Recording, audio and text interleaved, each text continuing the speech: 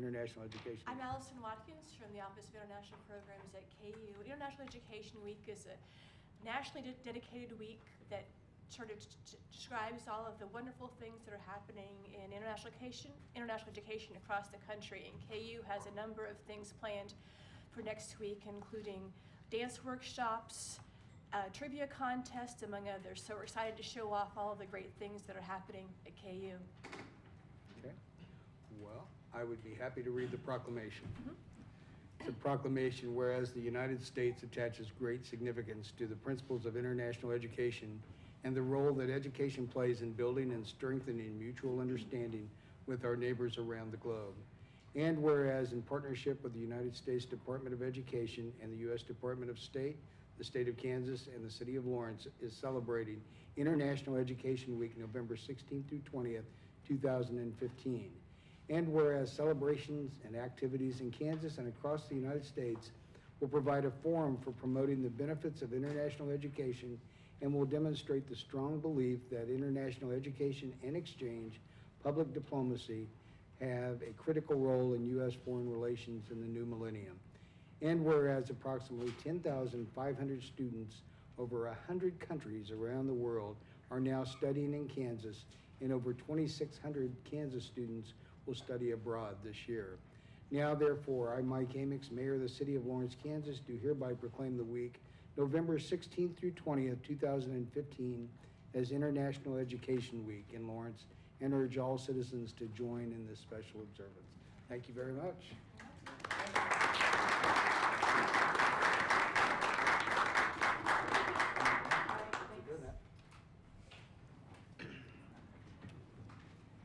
And our next proclamation is to proclaim the month of November 2015 as Alzheimer's Awareness Month. Good evening.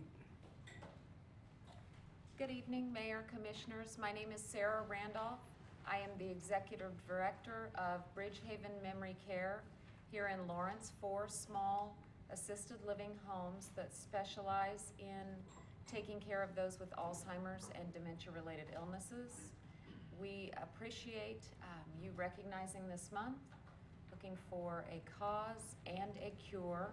I am here on behalf of my 38 residents, their hundreds of loved ones, family and friends, and my 56 staff.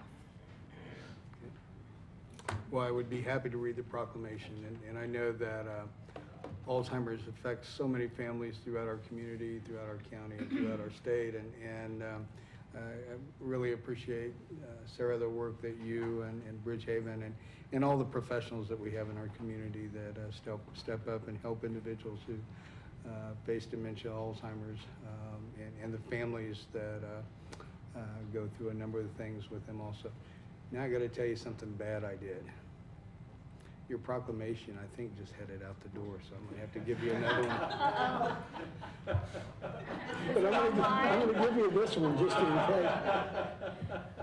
We can click. Oh, you got it. It's one of those moments. Anyway, but I got a copy on the machine here. It's a proclamation whereas Alzheimer's is a disease that is accompanied by symptoms of memory loss called dementia. 6.1 million adults in the United States suffer from Alzheimer's disease and dementia, and a new sufferer is diagnosed every 7 seconds. And whereas the dementia-related symptoms that accompany diseases such as Alzheimer's may include loss of mental function in areas such as language, memory, visual, and spatial abilities, or in judgment. There is no existing cure for Alzheimer's and dementia, but promising studies focusing on lifestyle treatments are being led by researchers in our region. Bridgehaven Memory Care has 4 care homes, all in Lawrence, Kansas, that focus on caring for individuals with dementia in smaller, less confusing settings, and they continue to advocate for better treatments and for a cure. And whereas Bridgehaven Memory Care continues to conduct free memory screenings and to educate caregivers and sufferers about resources and raise funds for the research through fundraising activities to benefit national Alzheimer's organizations.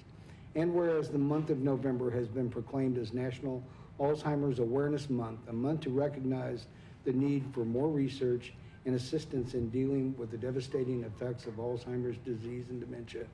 Now therefore, I, Mike Amix, Mayor of the City of Lawrence, Kansas, do hereby proclaim the month of November 2015 as Alzheimer's Awareness Month in Lawrence, and urge all citizens to extend their support for those struggling with Alzheimer's disease. And again, thank you for all of the great work that you and all the professionals in our community do for everyone. So thank you. It is our pleasure. Thank you.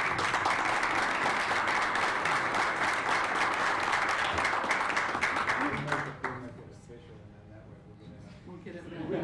There's gonna be somebody else then. Yes. Yeah, that's right.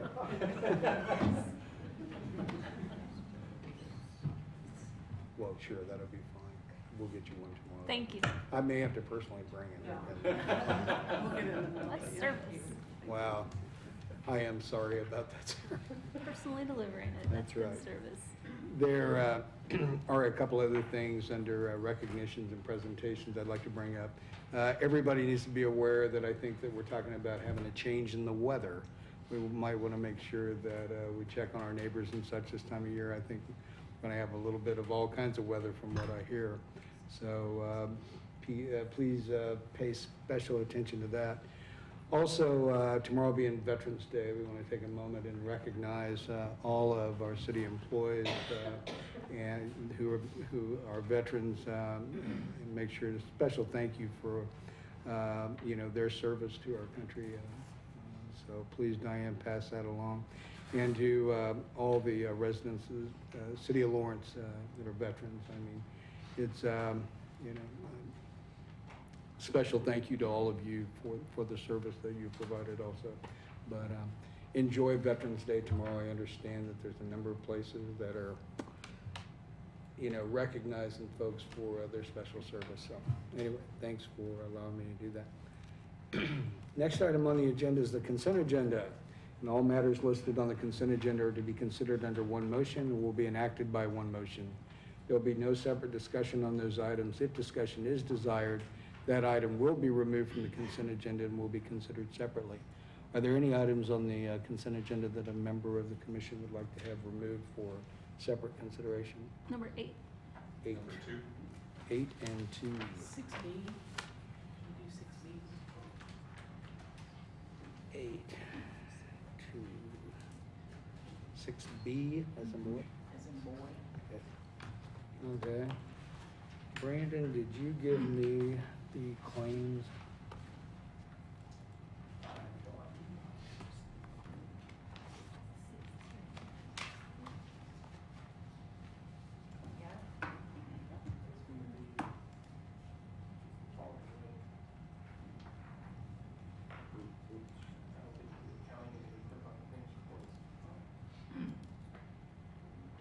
Got it. Okay, were there any items on the consent agenda that a member of the public would like to have removed for further consideration?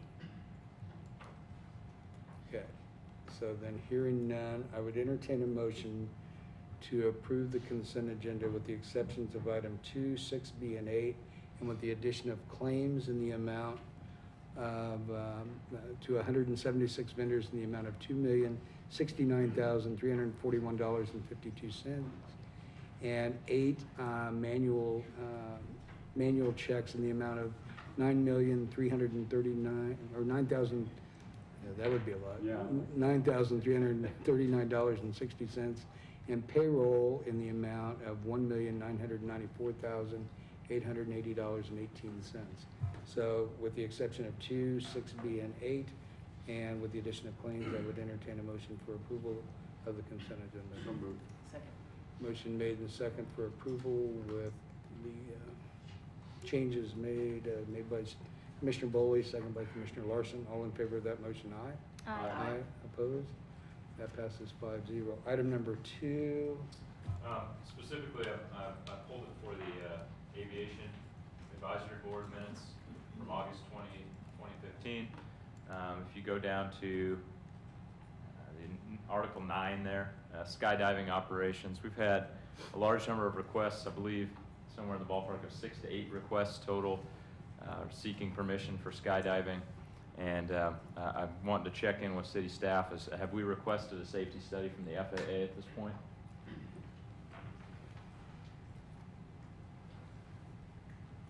I sent the request, it was prior to then, prior to when the airport board met on August 20th, to Lynn Martin of the FAA.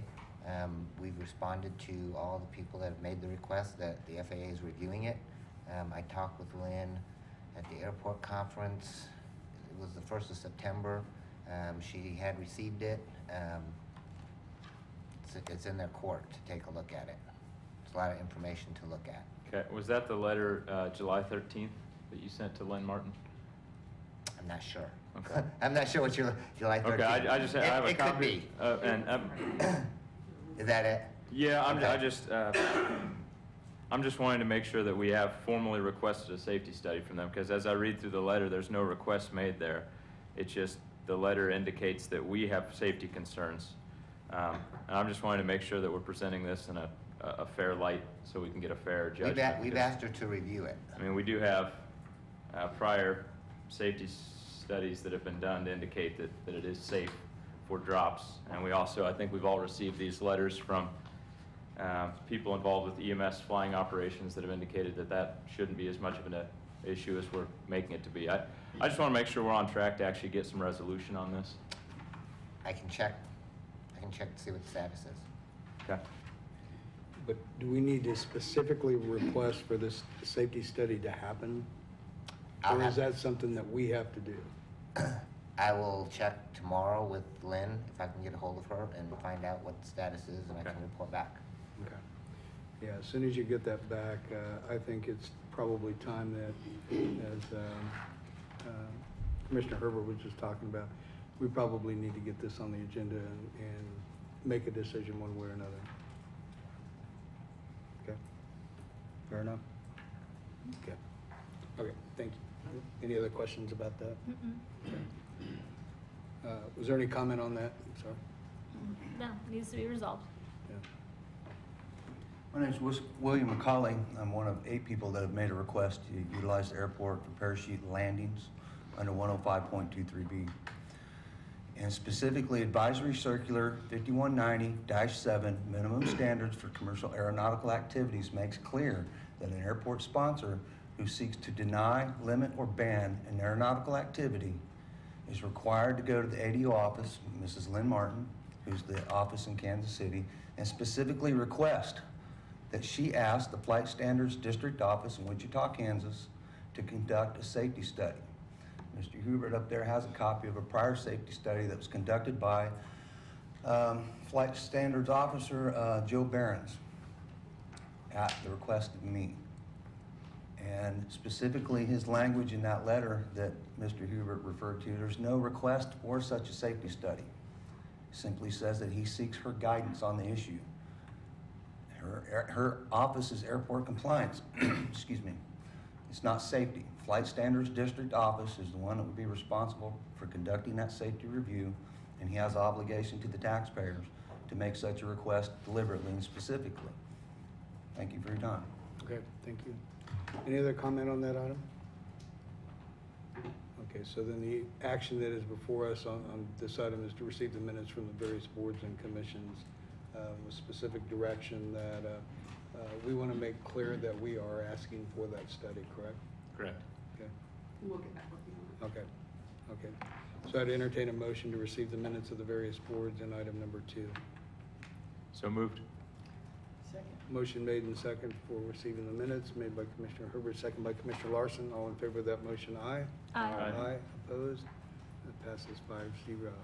Next item is item number 6B, and this is the authorized interim city manager to execute engineering services agreement with professional engineering consultants in the amount of $30,749 for Harvard Road water line replacement in the amount, project number UT1515, the amount of $34,980 for the Harper Street water line replacement, project number UT1514, and in the amount of $29,770 for the KU Power Plant water line replacement, project number UT1502.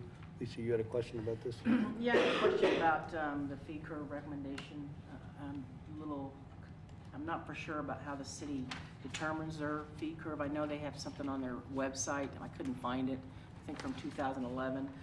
The Harvard Road and the Harper Street seem to be very clear as far as within our fee curve recommendation, but I was unsure about the KU power plant water line. It seemed to be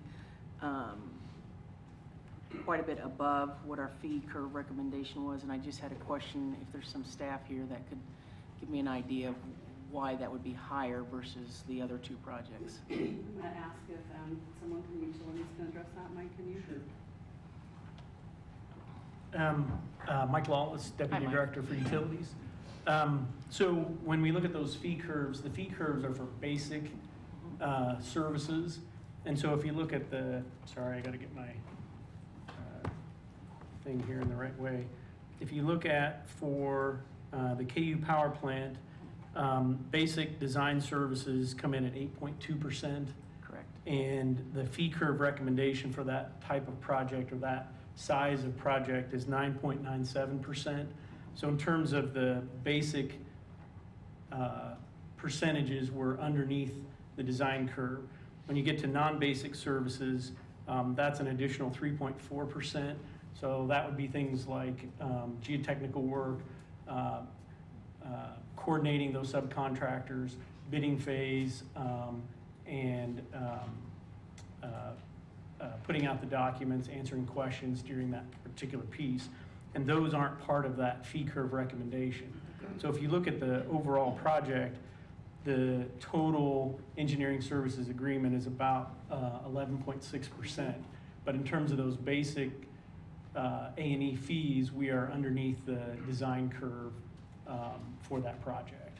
So when you list here fee curve recommendation, you're just talking about the basic A&E Just the design? basic A&E services, it's not the total A&E services. Okay, because I've seen it done both ways. I just hadn't seen it done where it's just, you at least don't say it's basic service. Yeah, I was gonna say, That our helps. fee curve is just basic services, so the additional services are beyond that. So what we look at is, that's why we split it up that way, so you have the basic fees and then you have the non-basic fees. Okay, all right.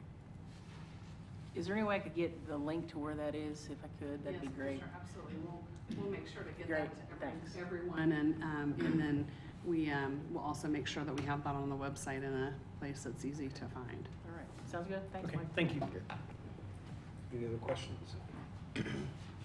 Public comment? Public, thanks. Public comment?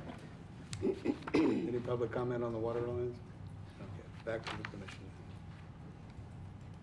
So the item then that is before us is to authorize the city manager to extend the engineering services to professional engineering consultants, and without reading all of those again, I would entertain a motion for approval of that item.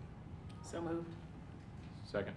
Motion made and second for approval, made by Commissioner Larson, second by Commissioner Herbert. All in favor of that motion, aye? Aye. Opposed? That passes 5-0. Next item is authorize the mayor to sign the request for neighborhood stabilization program income funds, and the request is for $215,000, and the grant is administered by the state of Kansas. The funding is additional money available from the 2009 NSP1 program, of which the city of Lawrence was a grantee. These funds will go to a partnership with Tenants to Homeowners for development of 2 affordable rental housing units on LaSalle Street. Vice Mayor, you had a question about this? I didn't have a question. I just wanted to spotlight on it and something to celebrate. I think it's great. 2 families will have homes, right? That's a pretty big deal. Any questions? Rebecca, did you have a comment about it? Any public comment? Thanks for coming. Entertain a motion to authorize the mayor to sign the request for the Neighborhood Stabilization Program income funds. So moved. Second. Motion made and second for the authorization made by Vice Mayor Soden, second by Commissioner Herbert. All in favor of that motion, aye? Aye. Aye. Opposed? Passes 5-0. Thank you. Next item, city manager's report. Diane. Good evening, Mayor and Commissioners. First up is a report for our electronics recycling event, where we collected about 32 tons of electronics during that event, and then the number that I thought was interesting was the 408 tons of electronics that have been recycled since 2008 with the program, so that's certainly a significant number.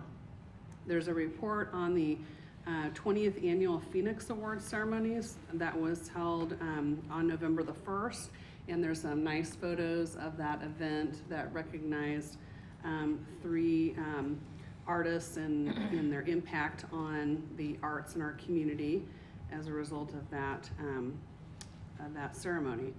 Then we have the September monthly building permit report for you, and with that, we continue to be on a record pace in terms of the amount of valuation being added with this building activity. So it is very significant in the history of the community, and want to continue to acknowledge the Planning and Development Services staff for their work in conducting all the building inspections and reviewing the permits and that kind of thing for all of this activity. We also have the hybrid beacon that you directed be installed on 27th Street at Naismith Valley Park. It is up and ready to be operational. We plan to turn that on Friday. We do have a meeting with the neighborhood this week, and we wanted to make sure to announce it to them in advance of taking the stop signs down and turning the beacon on, and or making that active, and then wanted to share that with them at the meeting as well, and with you in advance. When and where is that meeting? Pardon me? When and where is that meeting? Oh yes, it is on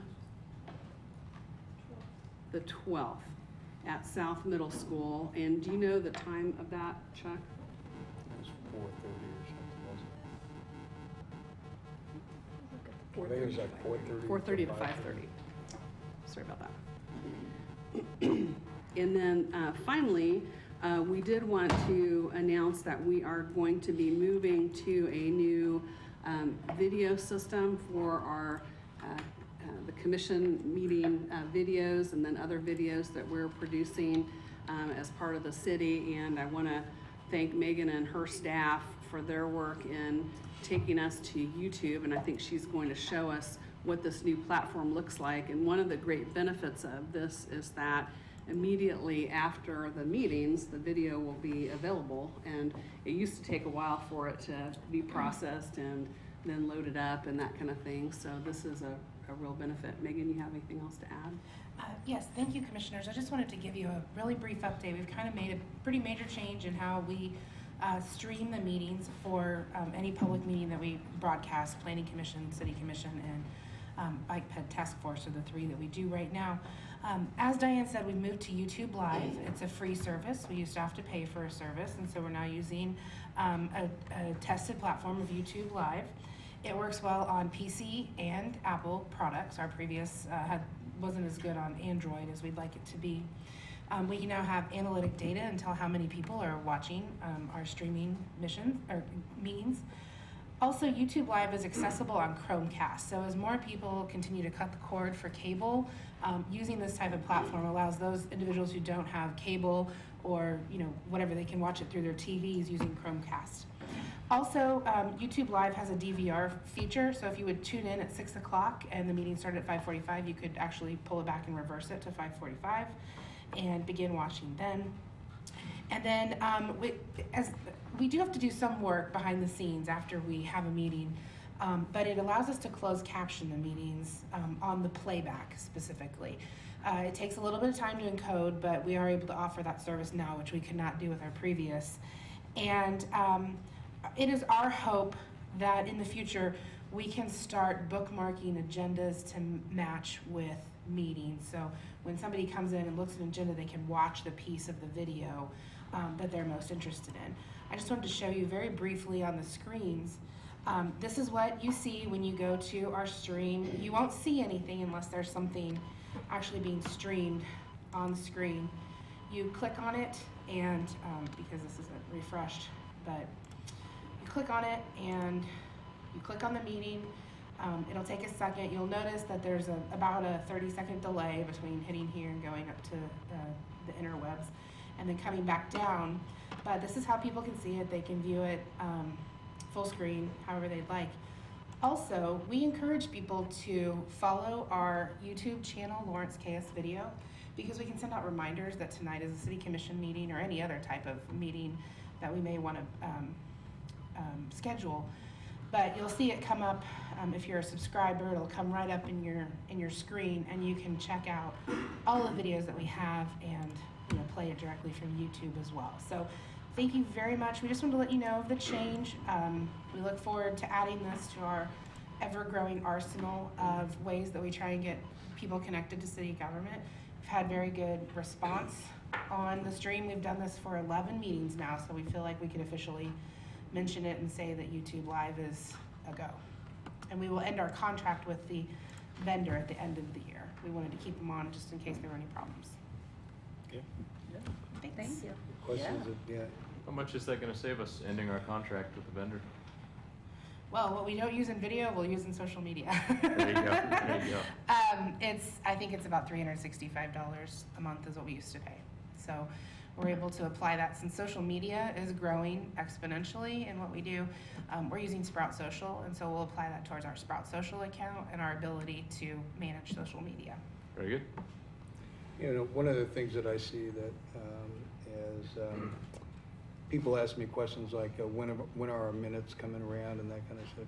This is going to make our meeting available to them like instant, right? The video. If there's a question, Yeah. that somebody will be able to see that. The minutes are still going to take however long minutes take, but. Right. The video used to, on Wednesdays, we'd have to bring part-time staff in. They'd have to encode the meetings into a format. We'd upload it, and then we could provide it on the web. Now, before the meeting, we schedule and we give it a key code, and then your broadcast interns over there are able to basically hit a button and link that key code up so that the meeting's automatically online. So the playbacks will be available quickly, and we can already pre-schedule the hyperlinks and those kind of things so they're ready. So yeah, I mean, it'll be quick. The closed captioning something, it's not the most perfect because it's a free system, but we're going to keep working on that. But I think that the indexing of meetings in the future will be a really positive solution. And then also the DVR function that offers you now. If you only really care about something that's the third item on the agenda, you don't have to log in at 5:45. You can log in at 9 o'clock and reverse and find it where you need it. Very good. Mayor, I might just mention on that note, something that we would like to talk to you all more about in the future is on the minutes. You may not realize how long it takes to put the minutes together for the City Commission and also the Planning Commission. Both of them are extremely extensive. I mean, they're almost like court reporter. And the amount of time that goes into producing those and proofing them and making sure that they're accurate because they're almost verbatim with the discussion. We're hoping that we may be able to have that discussion with you all about if we have the ability to be able to bookmark places that people can actually go and listen to the full that part of the meeting and hear all the discussion, that perhaps we don't need all of that detail in the written minutes. But that would be something that we would like to explore with you once we get a chance to get a feel if this is going to be workable in that regard. It would certainly save an immense amount of staff time, both in the preparation of your minutes and Planning Commission. The only other thing that I wanted to mention is that we did go ahead, as we did this YouTube Live, we went ahead and converted our 2014 and 2015 meetings over, so they're on YouTube Live, and they're archivable already, and I believe that the closed captioning's been done for those. Anything previous to that, it might be on the web, or we definitely have archives within City Hall, but our protocol and our process now is the YouTube Live and keeping everything right there on the internet. Very good. One more thing, Mike, just a quick. You say here that you'll be able to tell how many viewers. Mhm. Is it just like the regular YouTube? You can go there and you can see the number of viewers right at the bottom of the video? Will it be that way? I'm sure it'll be that way, but then it's also, since Google owns YouTube, then you can use Google Analytics and kind of tell where they're from, who's watching it. We use Google Analytics on our website now, so we can tell, how many people come to our site on a monthly basis and, peaks and valleys. But it'll be using Google Analytics for, we can tell kind of where they're watching from and, probably mostly in Lawrence, but there may Almost be a as random. scary where you're watching. You can find out if it's just Mike refreshing over and over Yeah, again. You go home and watch these after they're I'm over. thinking, I know what I'm doing over Thanksgiving. When's the greatest hits coming together? Yeah. We could do that. Would we be able to tell how many people are going to be watching us at 7 o'clock and how many people are going to be watching the KU basketball game? I can tell you I I know they're here. I do not have a mirrored ball, but with the DVR feature, they can watch the KU game and go back and check and see what they lost, right? There you Problem go. solved. There it is. Thank you. Thanks, Megan. Nice. Any other questions of Diane? Diane, we had a request from a gentleman here a while back, and we talked about the amount of electronics being recycled. One of the things as I get closer to start kind of a mini shred fest, I was wondering, because I'm gonna have to keep all my stuff until, I think it's April, the next time I have a shredding at our bank. Do we have any availability to do that anywhere through the city services at all? I'm gonna Or ask have we ever looked at, a shredding event, like a yeah, as sensitive. part of this recycling thing? Yeah, have we ever explored that? Yeah. Yeah, I do know that some institutions do that. We could look into doing that. The only thing would be, if we have sensitive documents that maybe we have people sign off on them. No, I mean, as part of like, we have this electronic recycling thing, and Right. rather than, throwing paper away or doing whatever, would we have a recycling shredding thing or something like that for people to Yeah, come in and come take an and advantage? shred themselves. Yeah. Yeah, that's something that we can certainly explore. We haven't done that, but Okay, we well, can talk I about didn't it know and if it was report back. something we could do or not. I mean, if it's something that, I'd like to have us look at it a little Yeah, bit if we could. yeah, Okay. absolutely. Okay. Will do. Okay. Okay, next item is public comment, and this will be general public comments. And the public is allowed to speak on any of the items or issues that are not scheduled on the agenda after first being recognized by the mayor. As a general practice, the commission will not discuss or debate these items, nor will the commission make decisions on items presented during this time. Rather, they will refer the items to staff for follow-up, and individuals are asked to come to the microphone, sign in, and state their name and address, and speakers should address all comments and questions to the commission. So, it is time for general public comment of items that are not on the agenda. Is there any general public comment? Yes, ma'am. No? Oh, Oh, you get me to- Mary Amix Commissioners, good evening. I'm Michelle DeRusso. Mary Amix, 1 year ago this evening, I, along with several other people, addressed the Commission regarding the failed sales tax vote and the need for a new consolidated police facility. It's hard to believe it has been a year, but what is really hard to believe is that the police facility needs assessment study has been in the hands of city leaders for 3.5 years. On May 1st, 2012, city leaders were presented with a facility study that concluded, 1, the current facilities are inadequate to efficiently conduct routine law enforcement operations. 2, the inadequacies of the existing facilities compromise confidentiality, safety, security, and personnel productivity. And the current facilities lend to a chaotic placement of personnel, inhibiting proper interaction, and adding to the inefficient use of the staff's time. While personally I find it embarrassing that your employees work in these conditions, what I find truly disturbing is that these inadequacies directly impact the safety and well-being of the citizens of and visitors to Lawrence, and that commission after commission continue to put this issue on the back burner. I could stand here and tell you stories about situations that I have personally witnessed at the ITC and LEC, but what it comes down to is your citizens that have been a victim of a crime or have witnessed a crime, along with their families, are subjected to these unsafe facilities that lack proper security, privacy, and confidentiality. This is through no fault of the LKPD. They do all they can, but you have put them in a difficult situation. They can only work with the equipment you provide them in a safe, secure, efficient facility is one of the most important pieces of equipment. Mayor Amix, I would like to revisit a few quotes from the meeting 1 year ago and quote you. One, we need to look at some of the priorities that we set and see if there are places that we don't have to be spending money in the next year. Two, the difference between want and need. And we all recognize the need that exists. And one of the things that's going to be important is we've got to do it better. Three, we have land. We own a lot of land. We have land that we can build facilities on, end quote. Early this year, there were 2 listening sessions in which the public was invited to tell you why they voted no. And what we heard, and these are in no particular order, was 1, anger over the handling of Rock Chalk Park.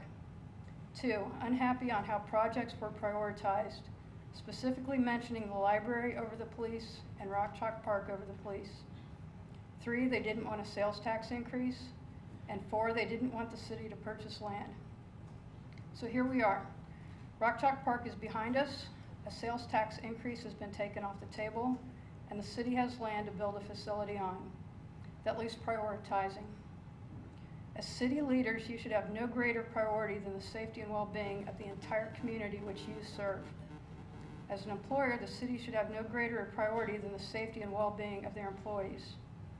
And Lawrence, as an event destination hosting numerous sporting events, festivals, and the arts, should have the safety and well-being of visitors to our community as a priority. So now, show the community what you truly consider a priority. Is it glamorous wants or a critical need?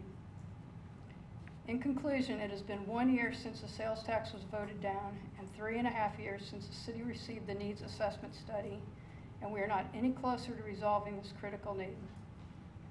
Mayor Amix and Commissioners, this is an issue that only you can solve, and it will require guidance from public safety facility experts, city staff, and the chief of police, but ultimately it falls on your shoulders. As city leaders, you set the priorities, you are the decision makers. You and only you will be responsible for your actions or inaction. With the search for a city manager winding down and the holidays fast approaching, I respectfully request that you make the safety and well-being of this community, your employees, and visitors to Lawrence your priority in 2016. It is time to provide a new, consolidated, efficient, safe, and secure law enforcement facility that will serve the city of Lawrence for many years to come. Thank you. Thank you. Thank you. Other public comment? Okay. We are back to the regular agenda.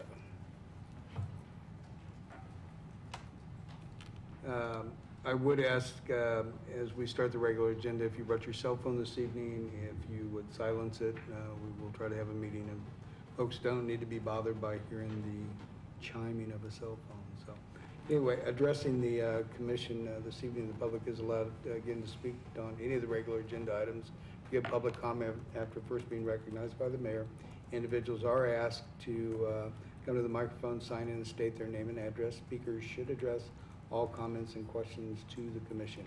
First item on the agenda is to receive an update on the status of property at 912 Chalk Hill Court and consider deferring action on resolution number 7139, which ordered the structure to be repaired or demolished. Ryan. Good evening, Mayor and Commissioners. To provide a little bit of background, we were before you on September the 22nd of this year. At that time, you heard testimony from myself and from some neighbors in the neighborhood regarding this property. You also considered resolution 7139, which you approved on a 4-0 vote. At that time, we had identified in that resolution October the 23rd for the property owner, Mrs. Karen Braley, to come and either repair the structure or start that process or take a demolition procedure to begin. We also had in that resolution that we'd come before you tonight and provide you an update of any significant developments that had occurred since that time. I am happy to report there's a couple developments that have happened that I think are good for the neighborhood and specifically for this property. Number one, Ms. Braley did pay off her mortgage to Capital Federal. I received a call from Mike Cass out of Topeka that they no longer have any interest in this property.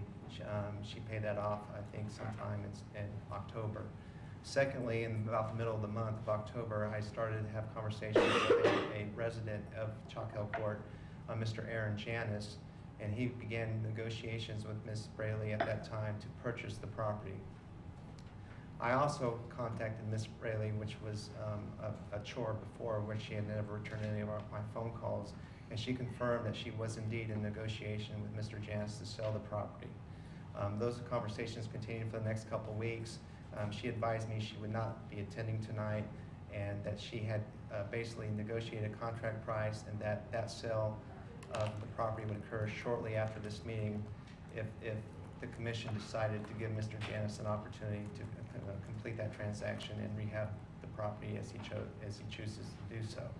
He is in attendance tonight, so he can answer all the important questions that you might have for him about timeline, ability, financial resources, et cetera, that can demonstrate to you that he's the person to take on this project and get the house to where we all want it to be, back to a habitable condition and being a vital part of that great street that it is. At this time, I'll be more than happy to answer any questions that you have. Questions?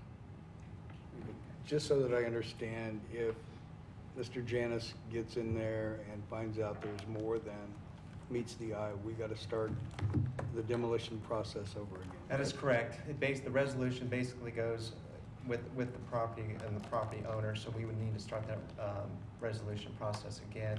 Our recommendation is to defer that resolution tonight, give him the opportunity to complete the transaction, buying the property, and then we will monitor very closely.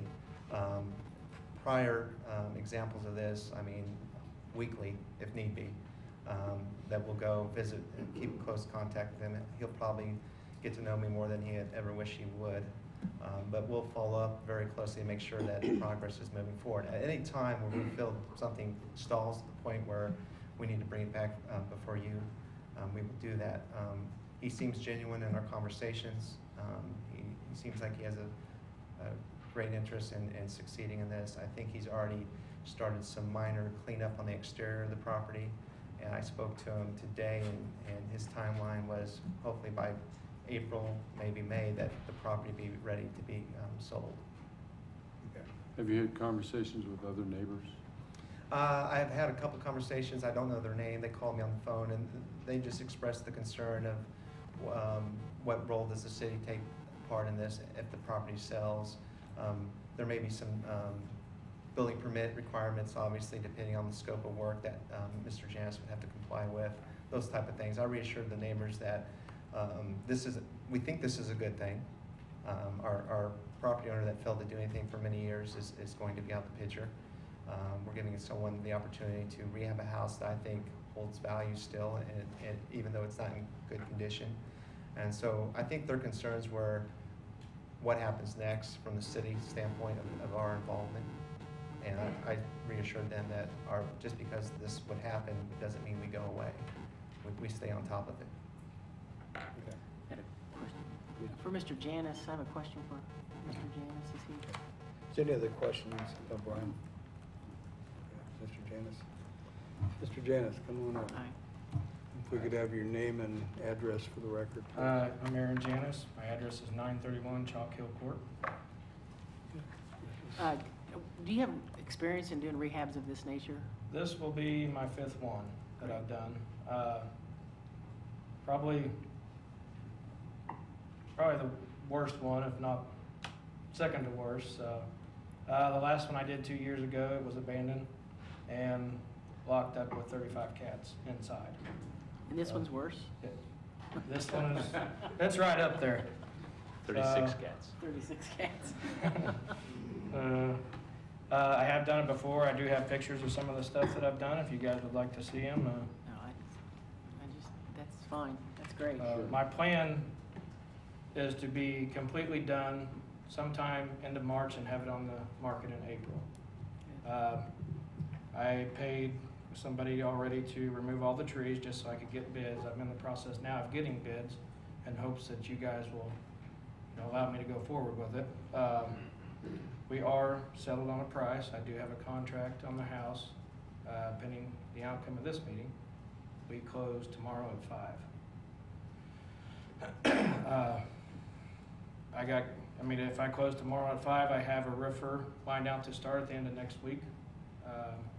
I'm debating on 2 carpenters already, which one to pick, and their bids were pretty close in price. And basically the whole exterior of the house I'm gonna hire completely done because I don't have the time to do it, and winter's coming on and it won't be done fast enough. And my first concern is the outside to, make the neighbors, please the neighbors, and then go on and move to the inside.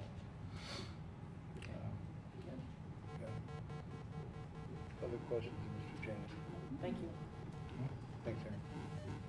Brian, I do have a question of you.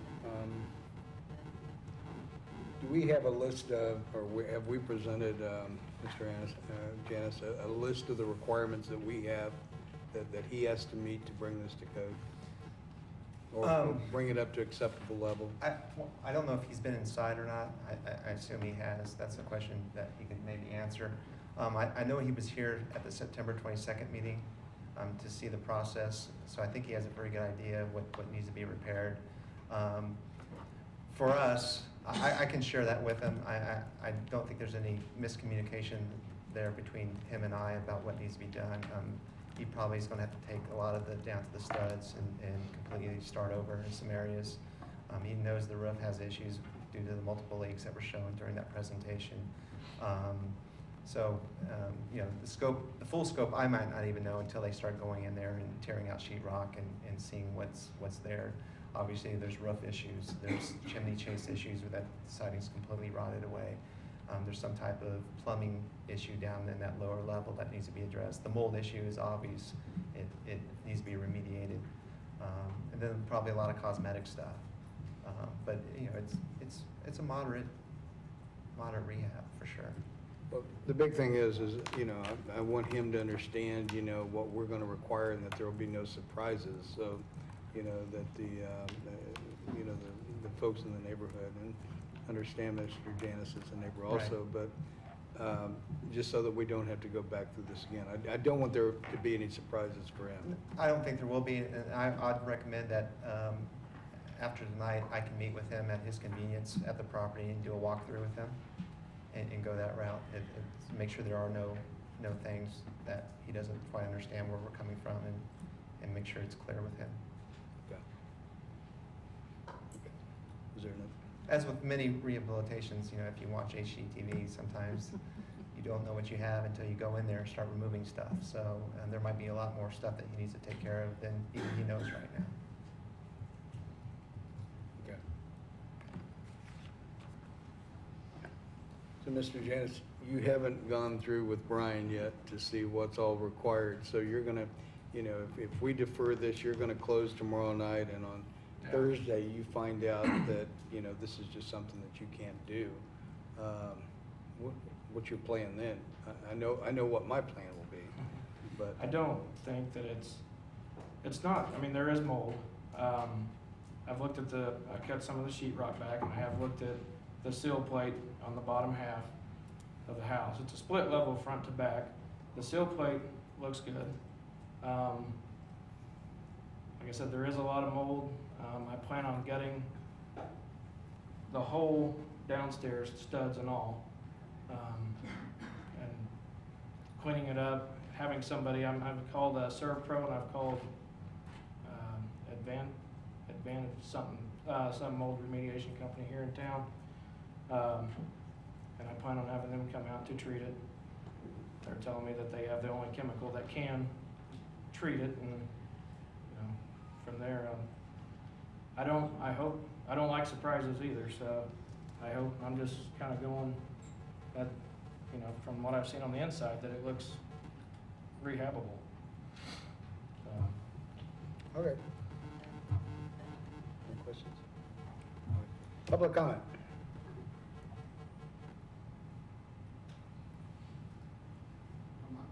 You sure? Okay. Well,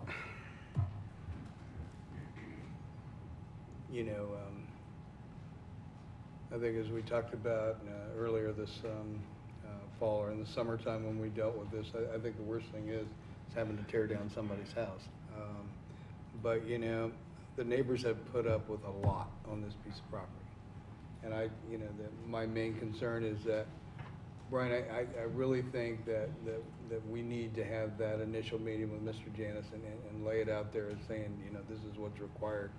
And, if he wants to close, that's probably fine, but, come up with a schedule of how we're gonna work with him to assure the next door property owners that this is gonna be taken care of once and for all. And I know your feelings, you don't wanna tear down houses either, but, the deal is, that's kind of where we're at, and,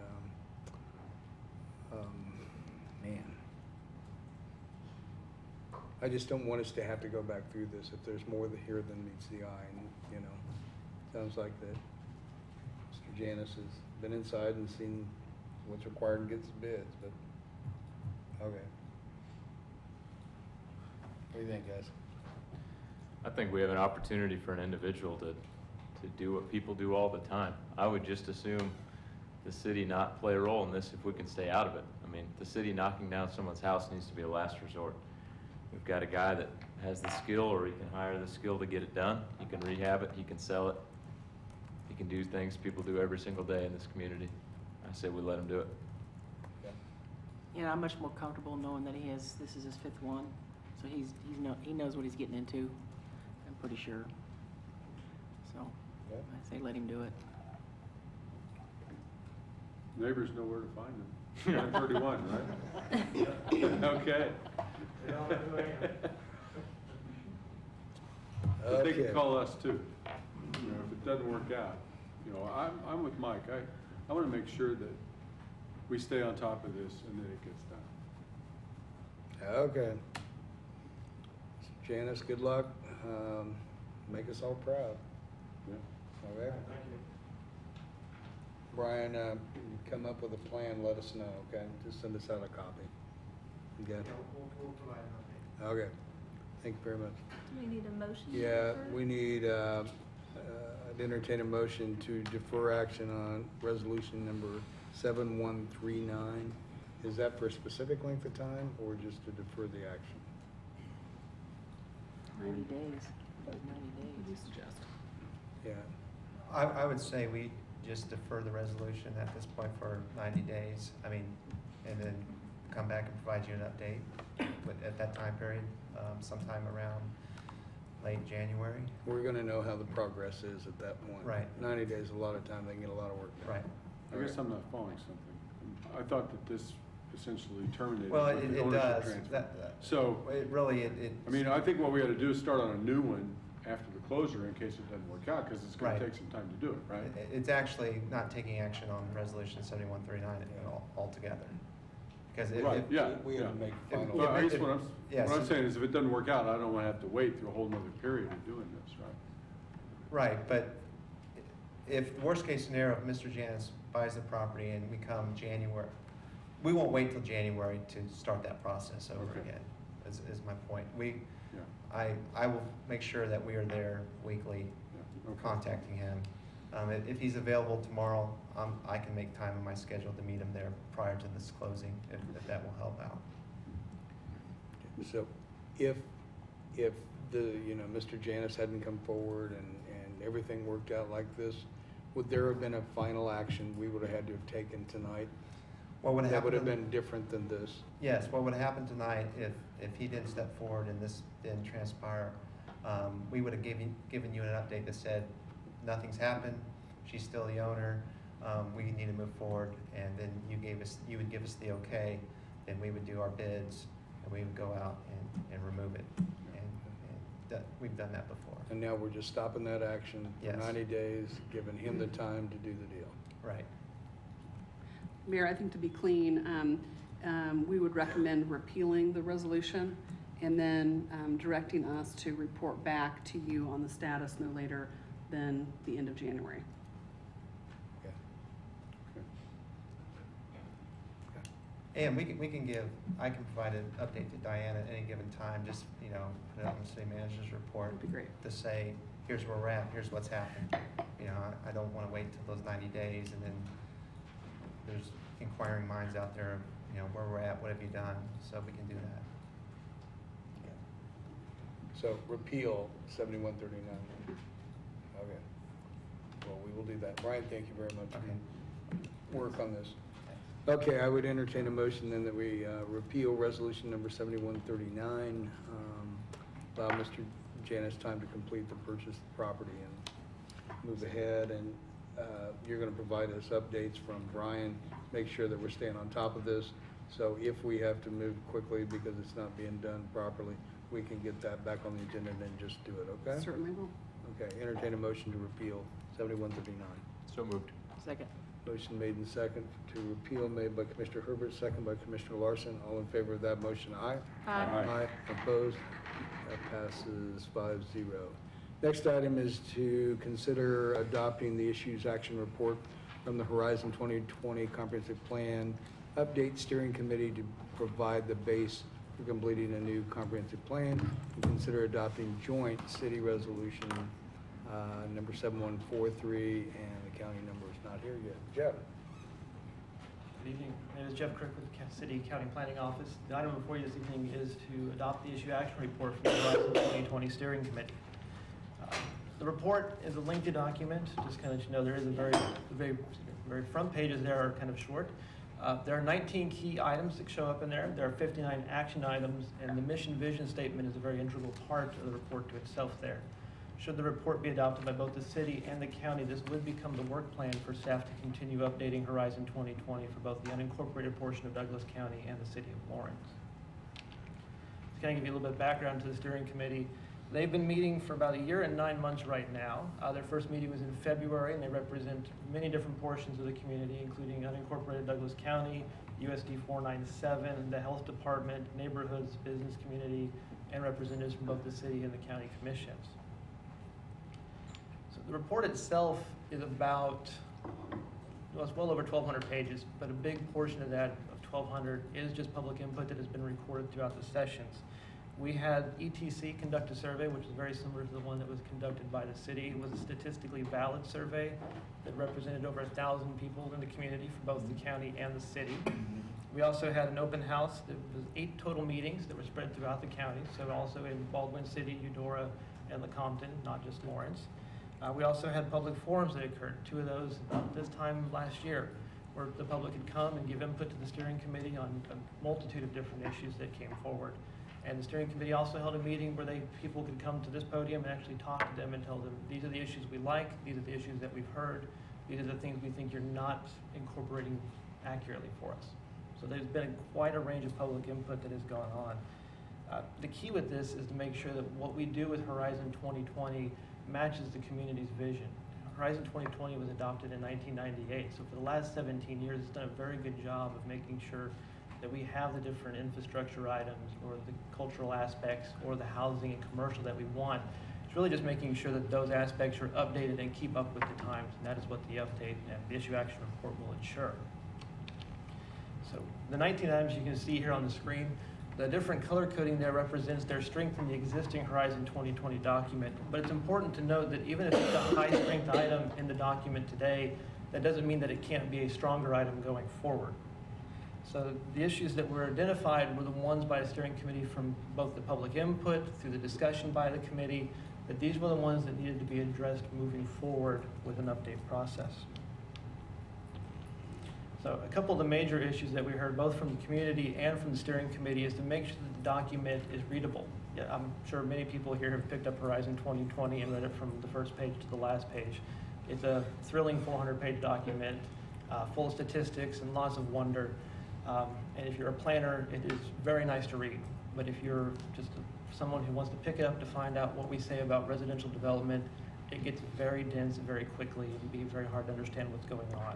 So the community very, very clear that they would like that document to be more readable, more accessible, not just in a printed form, but also available on the web and updating as it goes along. So the current demographics chapter is from Census 2000. So they would like to have those demographics updated more frequently as the data becomes available. That's one of the striving goals we're going to work towards. It also kind of plans for different aspects that we've heard from the community over many times.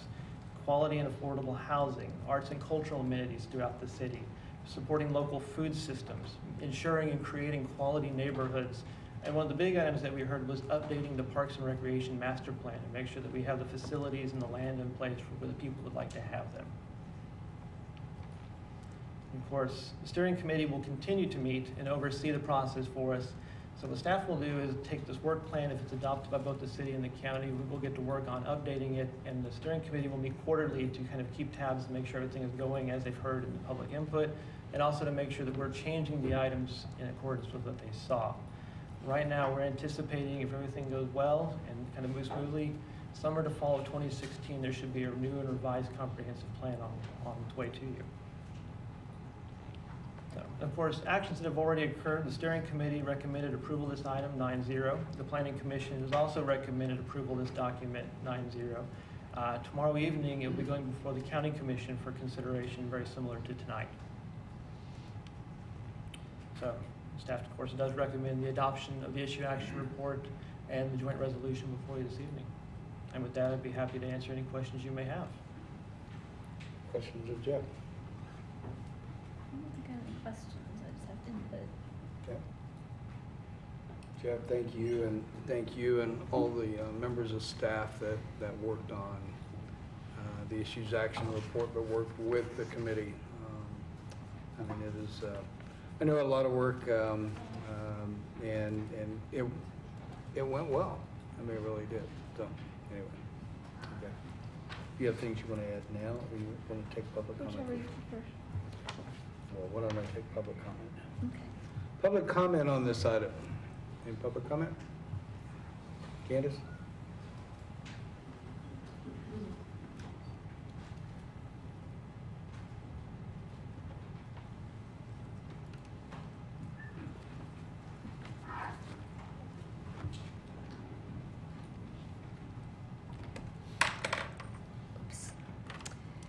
My name is Candace Davis, and I'm here representing the Lawrence Association of Neighborhoods. And this may be a little premature, but I wanted to be sure, and honestly, I know Jeff has done a great job. I haven't personally read through the entire document, but I just want to be sure that this chapter on neighborhoods will be considered in the future, and it's listed under residential land use. And what I'd like to do is share a copy of a letter that was sent from Land to the Horizon 2020 committee, and this was in July of this year. And it laid out what I would like to see on behalf of Land done to improve that chapter. And it's not like it's extensive or anything, it's really just juggling it around. And like Jeff was talking, to have a more readable document. So I want to pass this around. I hope I'm not jumping the gun. Thanks. Thank you. Candy?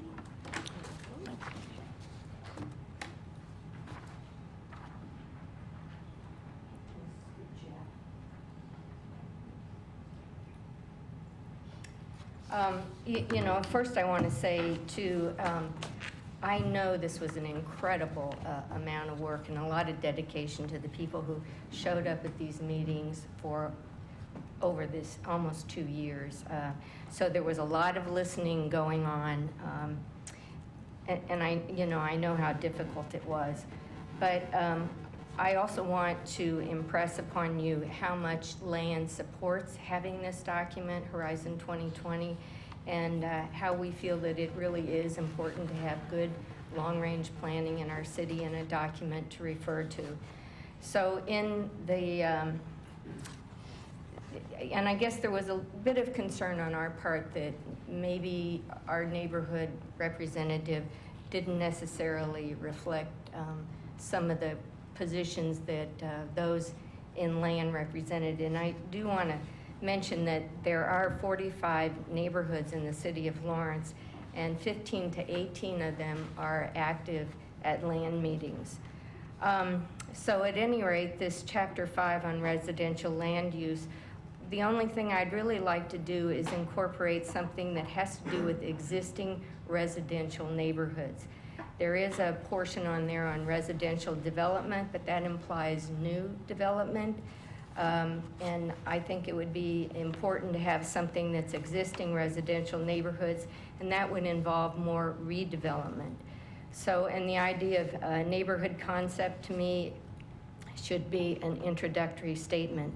So I've really just outlined what could be done to that chapter. It's just 2 pages, and it's pretty simple and not very threatening. I think it's reasonable and fair. So I'm just wanting to draw this to your attention.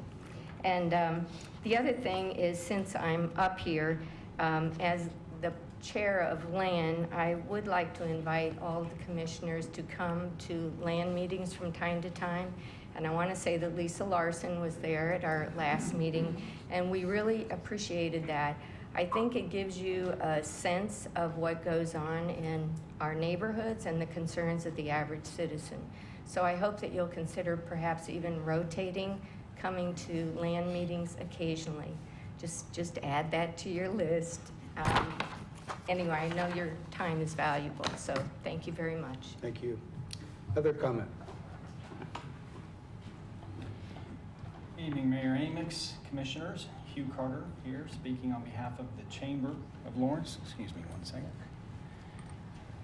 I just wanted to verbally, briefly endorse this steering committee's issue action report on behalf of the Chamber, and to commend the Commission, the steering committee, staff, on what we really believe has been a very good community process, inclusive, and I think in the end, 1 year, 9 months, I didn't realize, but honestly, that sounds like a while, but this has just been done at a good measured pace with plenty of input, and I think the final report reflects that and the quality of it. So looking at the summer, fall of next year goal of finishing all of the, or implementing all of the changes is a fairly aggressive timeline. I respect that, but it'd be just fine if it takes a little longer to make sure we get it right, because while we endorse this process to date, and again, really appreciate it, and I want to pause real quick too, and specifically say Scott McCullough, Amy Miller, Jeff Cricket, staff did a fantastic job of not just reaching out to engage the community, but really doing it in a meaningful way, where we really felt like heard and things were really worked through, and I think I heard that from many other groups as well, so it was a good feeling. Going forward now, as you choose which items you're going to tackle and prioritize them, and then get to the task of actually creating the amendments, that's where the rubber really hits the road. Then, so we want to say that we stand ready to help with that process as well, because I know that one of the most challenging things with any comp plan is interpretations. And so as we go to write these amendments, being able to kind of play devil's advocate and look and see if we're on the same page with interpretations, I know that'll get fun. But we're ready to help in any way with that. So again, thank you for adding a memo from our CEO, Larry McElwain, commending and naming the committee as well. And thank you. Let us know how we can help going forward. Thanks, you. Other public comment? Okay, thank you all. Thanks again. Back to the commission. Vice Mayor, you had something? Yeah, this afternoon I was on a ladder all day, and my boyfriend helped me. He played the spotter and helped me move what felt like a 50-pound ladder. And so he had the joy of reading all of the action steps to me today and then writing down my thoughts. So I'm more than happy to go over these bit by bit. So just buckle in, that's what I'm saying. Okay. Should we pull up on the screen?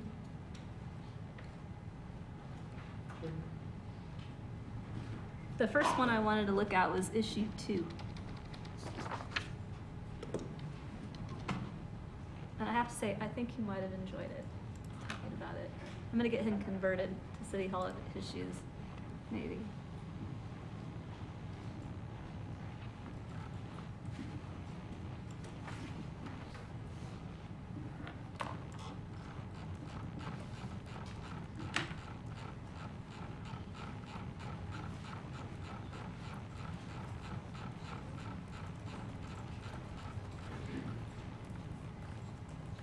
And you might go down to the action steps. Perfect. Before I go into this one, I did notice that there was not any kind of issue relating to public safety, and I didn't know if that was something that the commission might think about adding, or we can just leave it out, but I thought I should bring it up because it doesn't mention public safety at all. Okay. As part of land use and the whole deal in downtown. As its own issue somehow. Obviously, police facilities is an important one. Okay. That's fine. So here we go, issue 2, action steps. So we got 2.1, continue the market study. I think that's great. And then it says possibly expand downtown study to include residentially used spaces to determine the households located within the area. I just wanted to verify that was just downtown. 2.2, thank you. 2.2, involve key downtown stakeholders in the city's cultural arts plan and other future plans to maintain downtown Lawrence as the cultural centerpiece of the city. I feel like we need to add something in there that says without neglecting other parts of the city, because that's actually something I campaign a bit about how all of our cultural assets are downtown and how I feel that's actually kind of an issue for a city. Didn't we have the discussion about in making sure that arts and culture was citywide, and it is in another part of the plan? Yeah, I'm not sure the phraseology kind of portrays that. That's exactly what the cultural plan does, is go citywide. We had a pretty good discussion on that, but I don't see the harm in adding that as a clarifier in the. Yeah, I feel like it needs to be clarified, I guess is what I'm saying. I think we did add it because this is specific to a downtown action step, and again, highlighting that downtown really is the centerpiece of arts and culture for us, even though it's spread citywide, and we want it to be spread citywide. Perhaps we can tinker just a tiny bit more with it then. Let's see here. 2.4 has to do with the downtown Lawrence parking study, which I think would be fantastic. And I was curious how soon we thought we were gonna tackle that. Within a couple years, 5 years, sooner the better is what I'm saying. I'm not sure. It's a little bit resource driven and direction by the commission to take a strong look at that, but we think it was important enough to make a future work item. Yeah, absolutely. Because I did remember when we were going through this that you have been working on it for almost 2 years. So some things that were happening 2 years ago perhaps might have already been a little bit more updated by now. So I think we've approached it in different smaller segments than a comprehensive study of parking downtown. As opportunities come up, or as projects come forth, or as different needs are determined, we've taken little stabs at it, but we've not done, from my perspective, a comprehensive review of parking downtown. Yeah, well, I'm looking forward to doing that sooner than later. Well, at the time that this was actually being discussed, we were finishing the parking garage next to the new library. And so what would be the next step of that discussion of parking? So. Yeah, absolutely.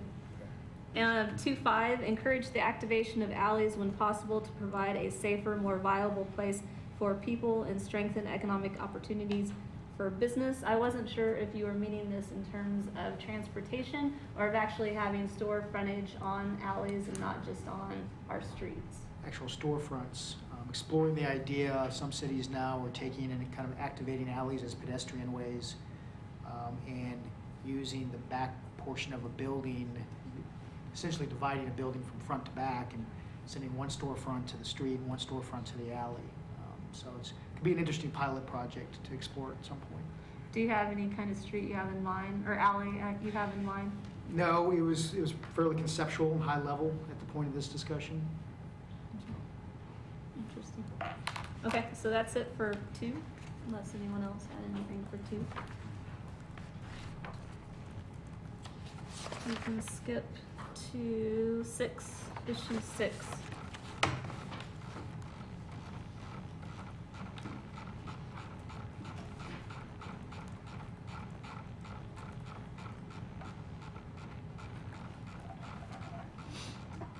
the last step.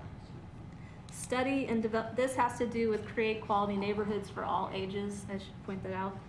This third action step is study and develop incentives for projects that implement best practices and that follow the neighborhood plans as adopted.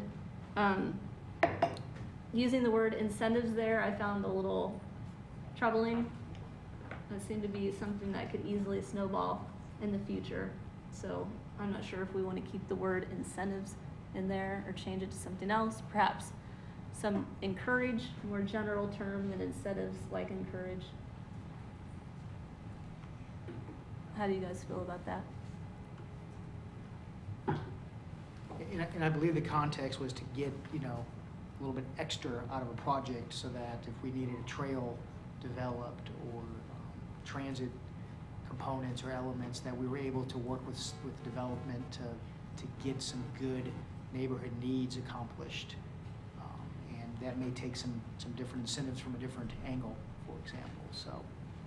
So are you using the word incentives not necessarily to mean like a TIF or a TDD? Right, it might be more density or greater height or setback issues or something like that. So Because that sounds more like exceptions or variances, the way you say that. we use it in the MU district in terms of a bonus table, for example. Our MU district has a table where if you're within a certain transit system, you get a few reduced parking spaces, for example. And we call them incentives in the code and by our lingo, but they're not financial incentives, they're development incentives. I don't know if there might be a better word, because that is misleading a little bit the way it is.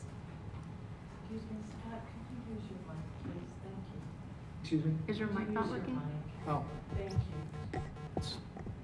maybe you turn it up. Your mic isn't working. Pretty close. Okay. All right. I skipped 6.1, aspects and details to best address the longer-term need and desire. Looks like it's starting to be set in stone, and that could also snowball in the future. And I don't want it to look by specifically spelling out a dedicated economic development funding source that we're already pre-approving something that I know certain organizations are interested in. So I just wanted to make sure that was not what we are doing in this action step. It doesn't lock us into any of them. It's, you know, it's talking about identifying strategies. I might add that this item continued to be the highest rated issue when we looked at the community surveys and when we heard from folks who came in and talked to us, this creation of employment opportunities. So we had some bold discussions about, well, where are we, what are our strengths in economic development, what are our deficiencies in economic development, and as the commission knows, we compete with the region and the nation for a lot of our economic development opportunities. And when you look at our ability to fund economic development compared to our competition, if you will, that's one of the deficiencies, is a lack of solid funding source. And so we felt like it was time to at least have some of those discussions. The other part of the economic development is our growing knowledge base about what it takes for the government to play a role in primary job creation. The industrial parks, for example. Venture Park being a great example of a project that is coming together and hopefully, and I know will give us a positive outcome eventually. And so we need to look at those components specifically, as well as our general economic development policies, is what the board kind of landed on. I just want to make sure that by saying that, we're not setting up scenarios in the future where we have dedicated sources of funding and then that just turns into checks that we write to companies to relocate here. That is not a snowball I want to create. I think what this does is get us talking about the issue. So 7.3, we got here, study various potential incentives to help promote downtown Lawrence as a place of employment, which I found kind of odd because it already is full of businesses that have employees. So maybe you can It is. I think the example that I can think of is, you know, are we giving our employment segment of downtown the right kinds and right types and right amount of parking? Are you talking about like Callahan Creek or? So you're kind of Office uses, excluding the employers, service jobs? yeah. When you look at downtown, you got a mix of residential, retail, office, and they're all very vital. They all play different roles during the day. During the 24-hour period, they're all active at different levels, and they contribute differently, those uses do. And so this section of employment is striving to keep downtown as a major employment center in the city. And if we think there are deficiencies in that, if there is movement toward downtown not being a heavy employment center, then we're going to need to want to address those through different incentives and policies. So incentives, you don't necessarily mean, again, by financial incentives? Right, Perhaps again, it could- amenities? It could be different any number things. of things as we discussed it in the committee. Like I said, I was looking at this for potential snowballs. And so this was another one where incentives is kind of a hot button word right now. So I want to understand how we're using it in the document a little better. Our use of incentives in this document is the broad sense of incentives, not any specific one financial incentive or funding incentive.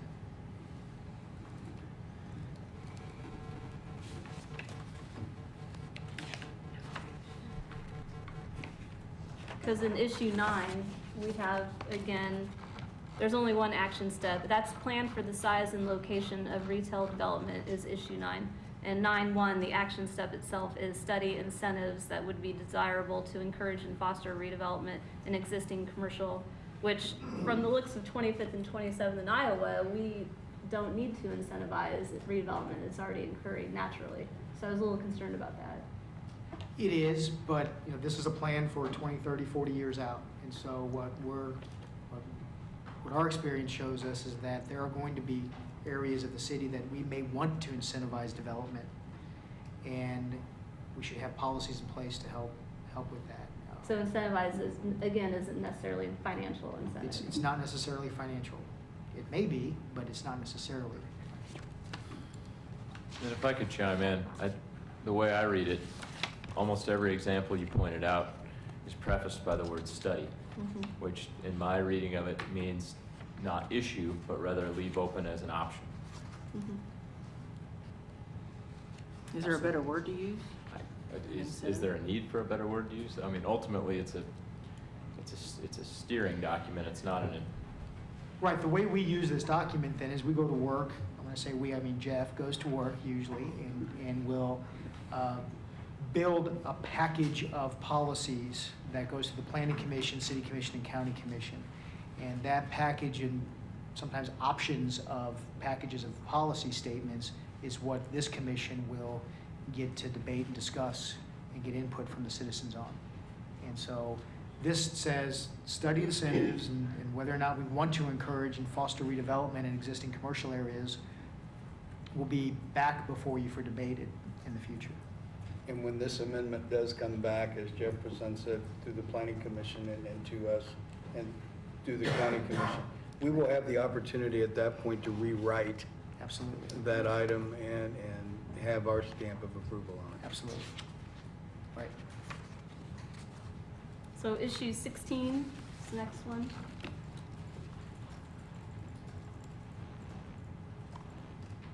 So this one is plan for and provide arts and cultural amenities.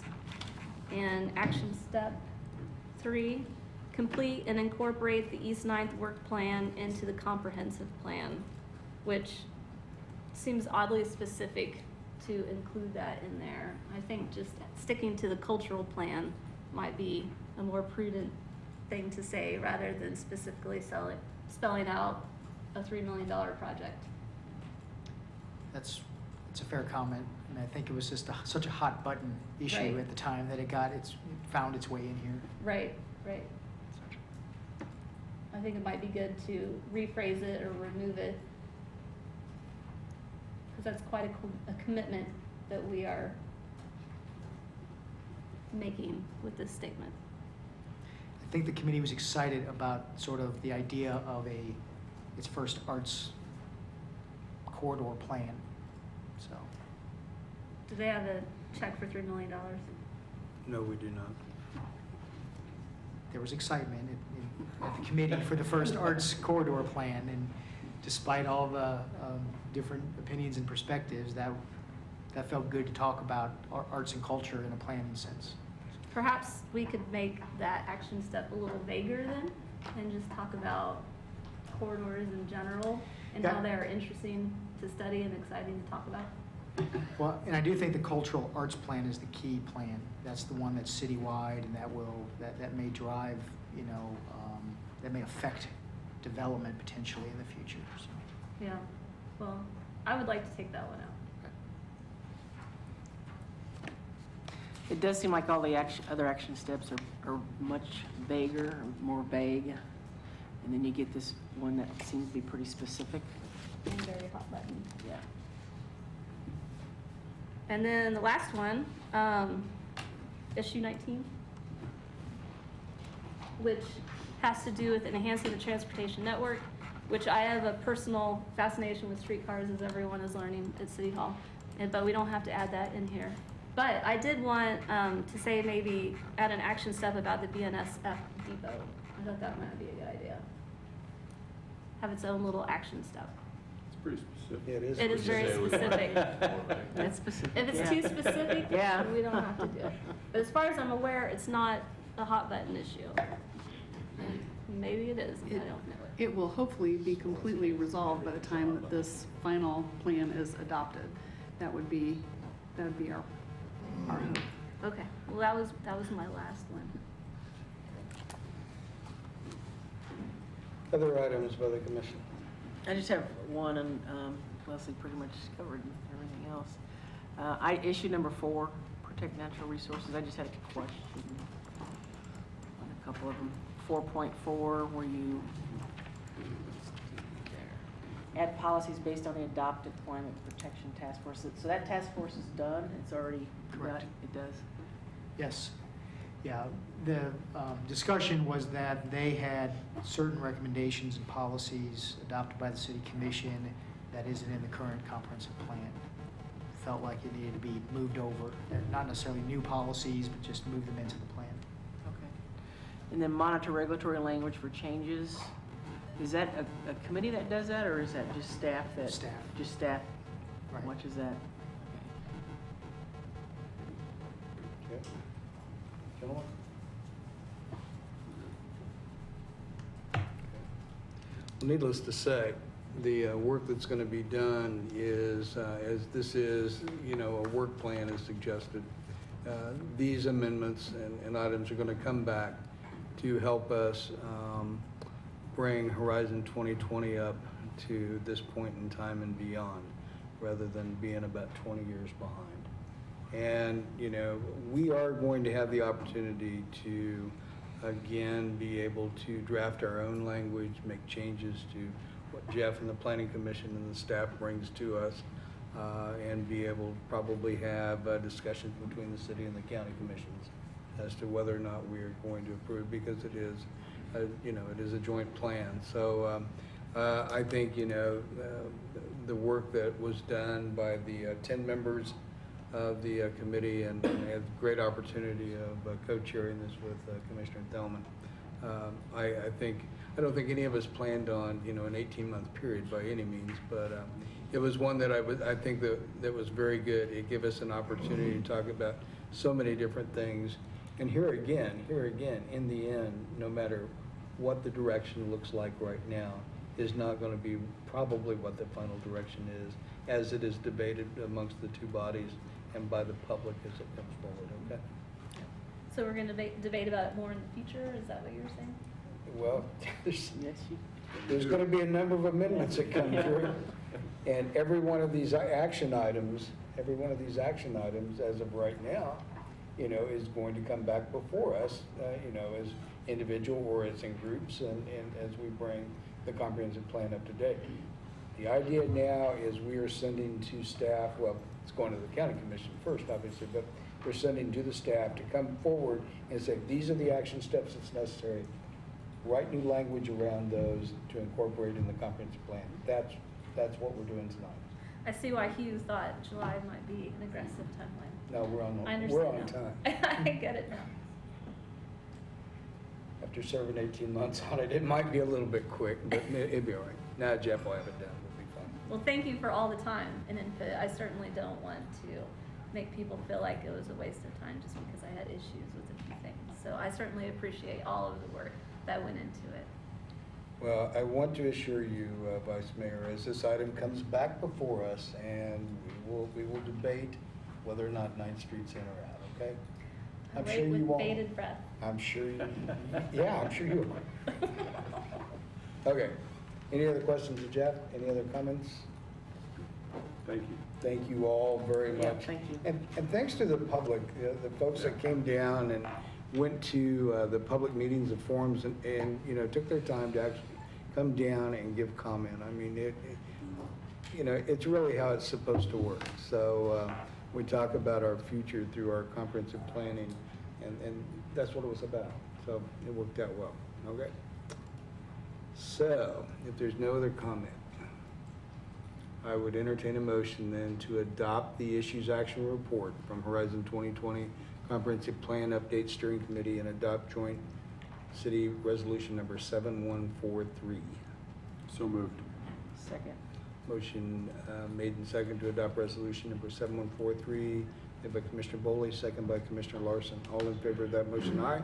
Aye. Aye. Opposed? That passes 5-0. Thank you. Vice Mayor, thank you for your comments. Next item on the agenda is to consider following items related to transportation alternative applications. We have the Lawrence Loop Shared Use Path Connector Project, and then the Safe Routes to School Phase 2. Good evening, Mayor and Commissioners. Dave Cronin, City Engineer. So we've got a couple applications under this Transportation Alternatives KDOT program to submit, and we're going to go over those. First, I wanted to give everyone a brief overview of the program. This program are federal funds allocated through the MAP 21 federal transportation program through the state. With this submittal, the state has $14 million in funds, and the categories for these are related to non-motorized transportation. So this year there's 4 different categories underneath this umbrella of the Transportation Alternative Program. Those are the bicycle and pedestrian type projects, the historic restoration projects, scenic environmental projects, and Safe Routes to School projects. So Safe Routes to School used to be a separate program through the state, and this year they have put that underneath this Transportation Alternatives application. So the minimum local participation for the projects is 20% of the cost, and the state or the grant would fund other 80%. This year, they've kind of changed the scoring system on these projects, and they've said that increasing the percentage of the city's participation or the owner's participation over 20% doesn't score the project higher. So they've kind of decided that they would rank the projects on their own merit and then award the funds that way. So the other thing that they always ask us to do is to also have a letter of support or resolution that the community will not only fund the project up front, but then continue to maintain it over 20 years, that we would continue to provide the maintenance, ongoing maintenance for whatever facility it is. So we have those resolutions that go along with these items. So first, I'd like to go over what we're calling the Lawrence Loop Shared Use Path Connector Project. And this is a project that the majority of it we submitted on the last round of the Transportation Alternatives Program, but unfortunately did not get funded. So this is a map of what folks are now kind of referring to as the Lawrence Loop. It's a 10-foot shared use path that, when it's completed, will circumnavigate the city. And everything in green are pieces that are complete. We've been doing pieces going back 20 years. A lot of the funding through these type of transportation alternatives projects that we've done pieces at a time. The pieces with the red color are projects that are under construction. So as you see, we get 13 miles done. We're doing another 4 here this year. So, at the end of going into next year, I guess, we'd be 75% complete with the loop. So there's a lot of momentum to keep continuing on making this improvement. So a couple of the areas we focused on with this application, we've kind of broken it into 4 sections so that we have this application for the Lawrence Loop piece, but if the state didn't have the funds to do all 4, we would be willing to accept different sections, so it's not an all or nothing type of application. So what we've done on this map is kind of broken into these 4 sections. One is to complete the short little gap that we will have on 29th Street between the Haskell Rail Trail and what is being constructed with the South Lawrence Traffic Way. That South Lawrence Traffic Way path will essentially connect from about 33rd and Iowa there by the movie theaters across the street, where there will be a signal there that goes up and around up Haskell to 29th and Haskell on the west side of Haskell. We would like to connect that path on the south side of 29th Street to what we just paved here last summer, which was the Haskell Rail Trail. So that is section A. Moving to the north, basically from Hobbs Park there at 11th and Haskell to Constant Park is a couple of gaps there in the loop, and I'll pull up another map that shows that in a little more detail.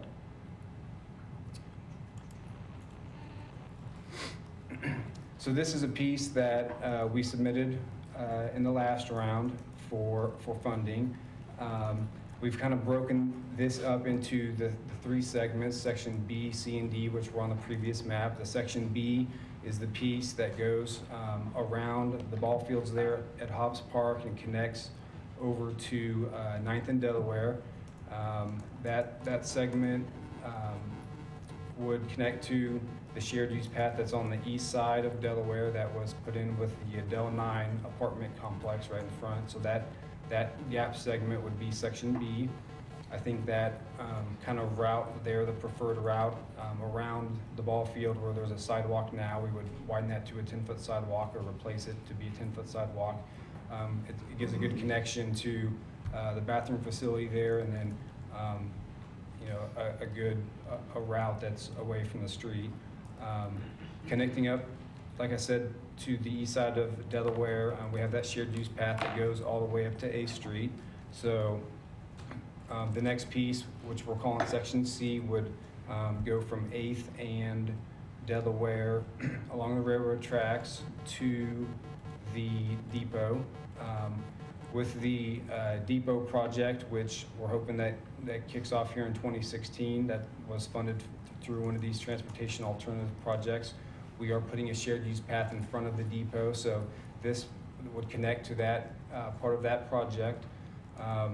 We're also would apply for converting the east side of the depot lot into a trailhead parking lot, so making that improvement. That could be potentially part of this application as well. So we get that path to the depot, and we're also able to put in a trailhead where people can park, and it provides good multimodal transportation opportunities. So continuing there from the depot to City Hall is a real challenging area. When we submitted this grant the last time, we were kind of unsure on what the preferred route would be, if we would be able to go up to the north, kind of towards 7th Street, and then up and around through an alley, and then come out by the parking garage. There's several different alternative routes that could be the priority. We could just go down 7th Street to New Hampshire, go up New Hampshire. So what we're recommending is to study this section through community input and involvement and see what the preferred route is. We've had many different ideas, whether or not you come up onto the parking garage and use that as part of the path, or many different ideas, or whether you just go down 7th Street to downtown and to the north. So we're still recommending to do this piece in the future at some point, but we would study it with the planned preparation of these other pieces. So then getting to the last segment of this application is what we're calling the Section D, and that would be from City Hall over to Constant Park. What we'd like to do is for better safety crossing, instead of crossing the street, we would route the path up here around City Hall, underneath the Massachusetts Street River Bridge up into Robinson Park, and then underneath the Vermont Street River Bridge up and around to Constant Park, where currently there's a 8-foot path trail that goes through Constant Park and up to the north to Bircham Park. So as an overall application, we're trying to complete a lot of these gaps. The sections here from Hobbs to Constant Park, B, C, and D, I think will relatively feel good about the kind of the proposed route, in that, when the state reviews the application, they can see that it's a pretty feasible project. I think when we submitted it last time, there were some uncertainties on the route, and that may have hindered that last application. So I think that's kind of why we've outlined this, to study the piece from the BNSF Depot to City Hall, but still focus on getting these gaps in the network. So I think it's a great application. It would score very well with KDOT with their new scoring system. It eliminates some at-grade crossings like we're proposing here underneath the bridges. It goes through Hobbs Park. It connects neighborhoods. So it's a path that can be used for transportation, getting from East Lawrence to downtown. It can be used for recreation for folks that want to use the Lawrence Loop. And so I think it's a good application and should hopefully warrant some strong consideration for funds from KDOT. So are there any questions about any of these pieces of the loop of this application at this time? And then I will let Nick Voss, our project engineer, go over the Safe Routes to School application. Do you have any questions right now on the loop? No, I had a question though. Should we vote on them as we go down or at the very end of all of them? Let's just get the take public comment. We'll break them up and vote. Okay. One quick question. Sure, please. That's okay. So this application that was submitted, the fact that we don't have the connections, these 4 pieces won't give us a full connection. That won't hurt you don't think that'll hurt us? Well, these 4 pieces make a lot of connections in the gap. So, there will be this one piece that we still will need to work on in the future. But I think, doing that concurrently with this project helps kind of get that, that whole, I guess, northeast corridor kind of figured out. So we are completing that gap there on 29th Street, so that's a key piece. And then really that Section B piece is a gap till we get to 9th and Delaware. So we're getting some of these gaps. And, I think, putting this together like this and the way that it could be used as transportation or recreation, I think it's going to rate really strong with their scoring. So, there's some other gaps that we still need to do in the north part of the city. More of those are recreational type areas where you don't have a lot of homes and development, and those wouldn't score as well as pieces that are more in the city and that would more be used for transportation. So I think that too gives strong consideration for doing these pieces here close to downtown versus maybe some of the other areas that we're going to still keep working on getting to the end goal and finishing the entire project. So. We're getting pretty close. We are getting close. We're getting very close. It's good. And I would say, I forgot to mention this, the estimated cost for this project was $750,000. So the city participation match for that, if we got all this funds, would be $150,000. The state has also asked us to prioritize our applications. So we are submitting 2 applications, and then KU is submitting 1, which would be separate from us prioritizing these. the Safe Routes program, and I'll let Nick go over the project, but that has a maximum cap of $200,000 from KDOT. So this, we're able to get more money than we are through the Safe Routes to School program, so that has some benefits for this project. Additionally, you know, even though all 4 of these categories are under the same umbrella, the bicycle and pedestrian category of the projects, they get the most applications for, and those are the hardest projects to get funding for, so that too may benefit this project being maybe a stronger possibility. So with that, if there's any other questions on this, if there's not, then I'll turn it over to Nick to go over the Safe Routes to School application.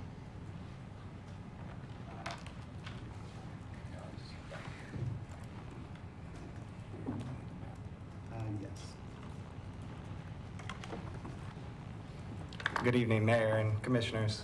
My name is Nick Boss. I'm a project engineer for the Public Works Department for the City of Lawrence. I've worked with the Safe Routes team to prepare a Phase 2 Safe Routes to School application.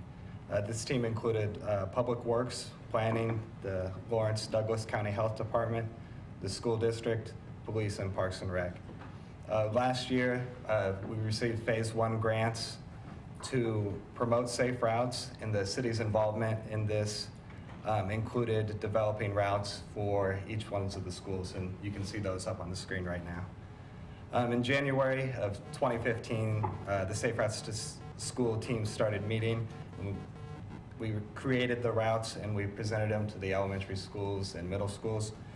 We received feedback from the parents and staff at each of the schools and made revisions to the routes.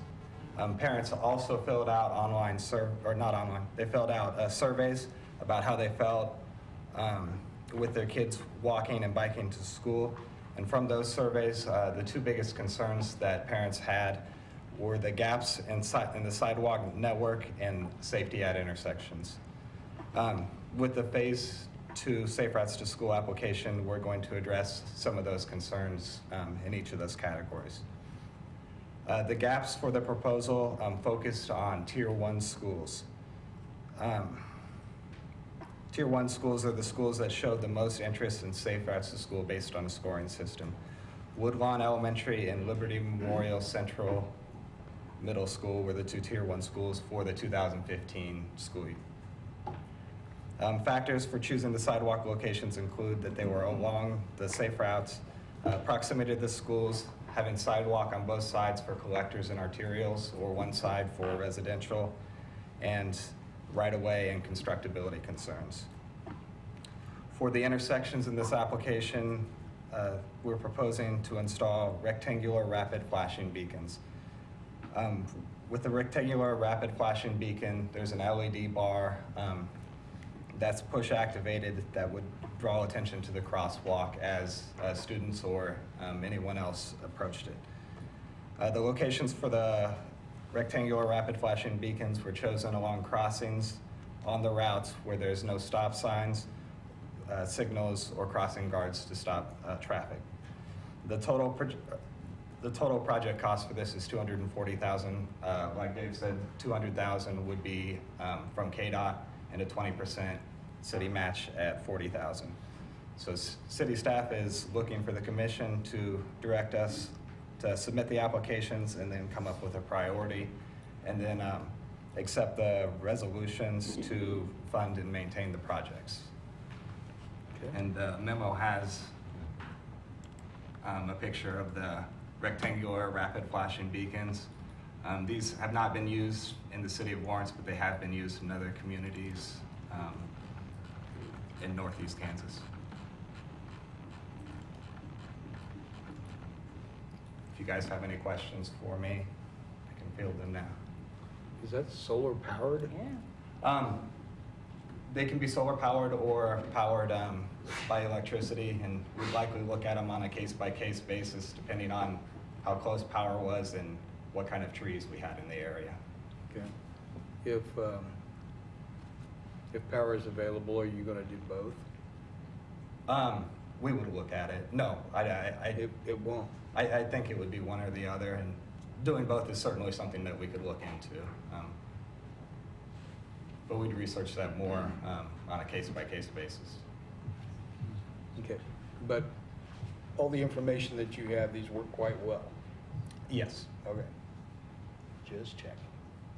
I mean, I like the idea of not having to pay another part of the electric bill, you know, but realizing, I want to make sure that they work. So, Yeah, and I think typically it's cheaper to install with solar power, and some communities have had problems with them because of trees in the area. Okay. There's no trees in that picture. No, there's not. But I got to believe some of the places these are going to go, there's probably going to be a lot of trees. Okay. Yes. Any questions? Yeah. Presumably, given that these are both applications for the Transportation Alternative Grant, I'm assuming that it's the same pot of money we're competing from. And if so, is there any risk in essentially competing against ourselves with multiple applications? I will let Dave Cronin handle that. Okay. Well, what I would say is that we have, strong possibility of getting funding for both. What's also possible is that we may get a percentage of funding of both. They may say, well, you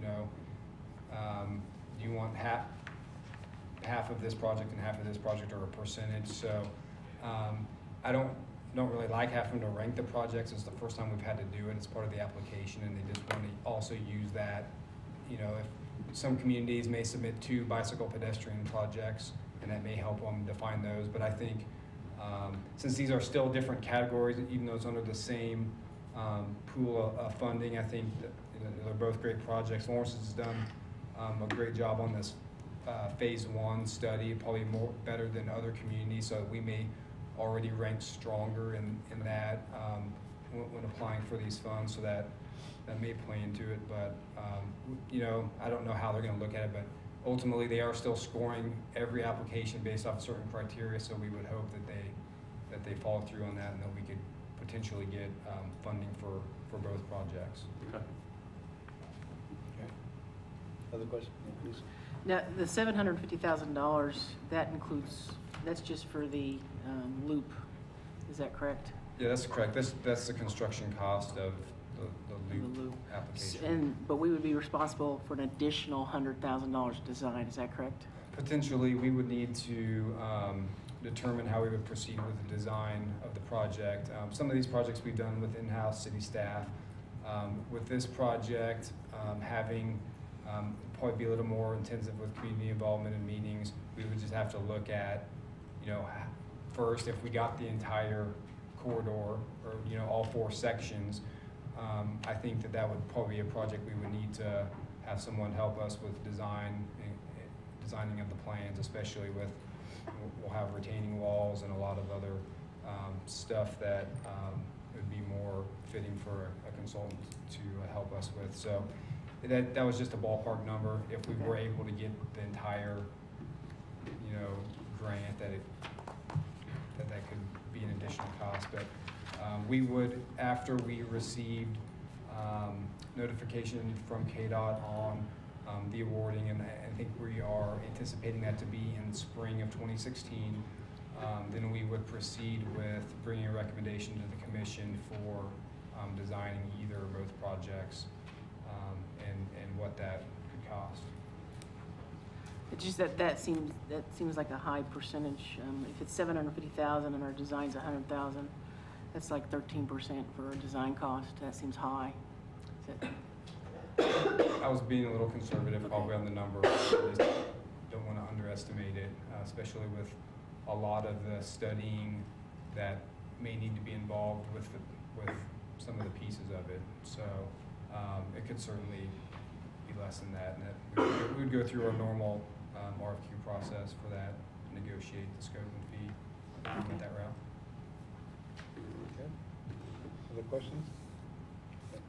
Thanks, David. Thanks, Nick. Any public comment on these items, or these applications?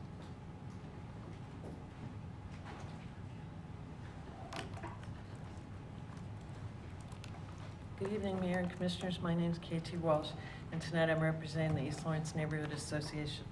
Of course, this is wonderful. We want these trails. We want safe routes to school. It's fabulous. I hope this comes to pass.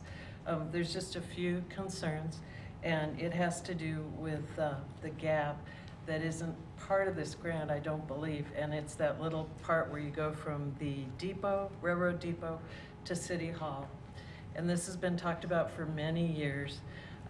So there have been, for many years, concerns by the people like Dale and Ron's Auto on Connecticut and the Pearson's Auto Shop, John Gary Brown, Christy Brandt, the Transu family, Barry Shalinsky, et cetera, all people who are in that block. There are 2 homes in that block that are on the historic register. The Journal World, when it was more successful a few years ago, was sending a realtor around and calling everyone on that block trying to buy their land. Also, the city, I think, was doing a good thing and cut down some trees at the end of Connecticut and, the end of Connecticut, right across from Dale and Ron's Auto there. And I think they were helping, but the neighbors went, oh my God, the trail's going through, you know. They just need to be included in the loop. And they also need to know how far down the road, like this, the designing wouldn't even happen until 2016. They do ask, where should we put our fences? Should we plant trees? Will they be torn down? You know, so all we're saying is bring them on as quickly as possible, and we can help you facilitate that. Thank you. Thank you. Other comment? Good evening, Mr. Mayor, members of the commission. I'm Chris Tilden. I live at 1121 Williamsburg Court, and as you know, I work at the health department. I just wanted to add a few comments relative to safe routes to school. One, commend Public Works for their involvement in helping guide the process, as well as the other participants. Nick mentioned 2 schools that have been really tier 1 schools. We created a tier system, a tier 1, 2, and 3 level. We've only been at this, a year, and particularly with the bond issue, with some schools that are, not even in their current location, there's kind of been differential participation by the schools. But it has been great to see, not just these 2 schools, but all 18 elementary and middle schools in Lawrence participating in the process. We've had great parent involvement across all of the schools.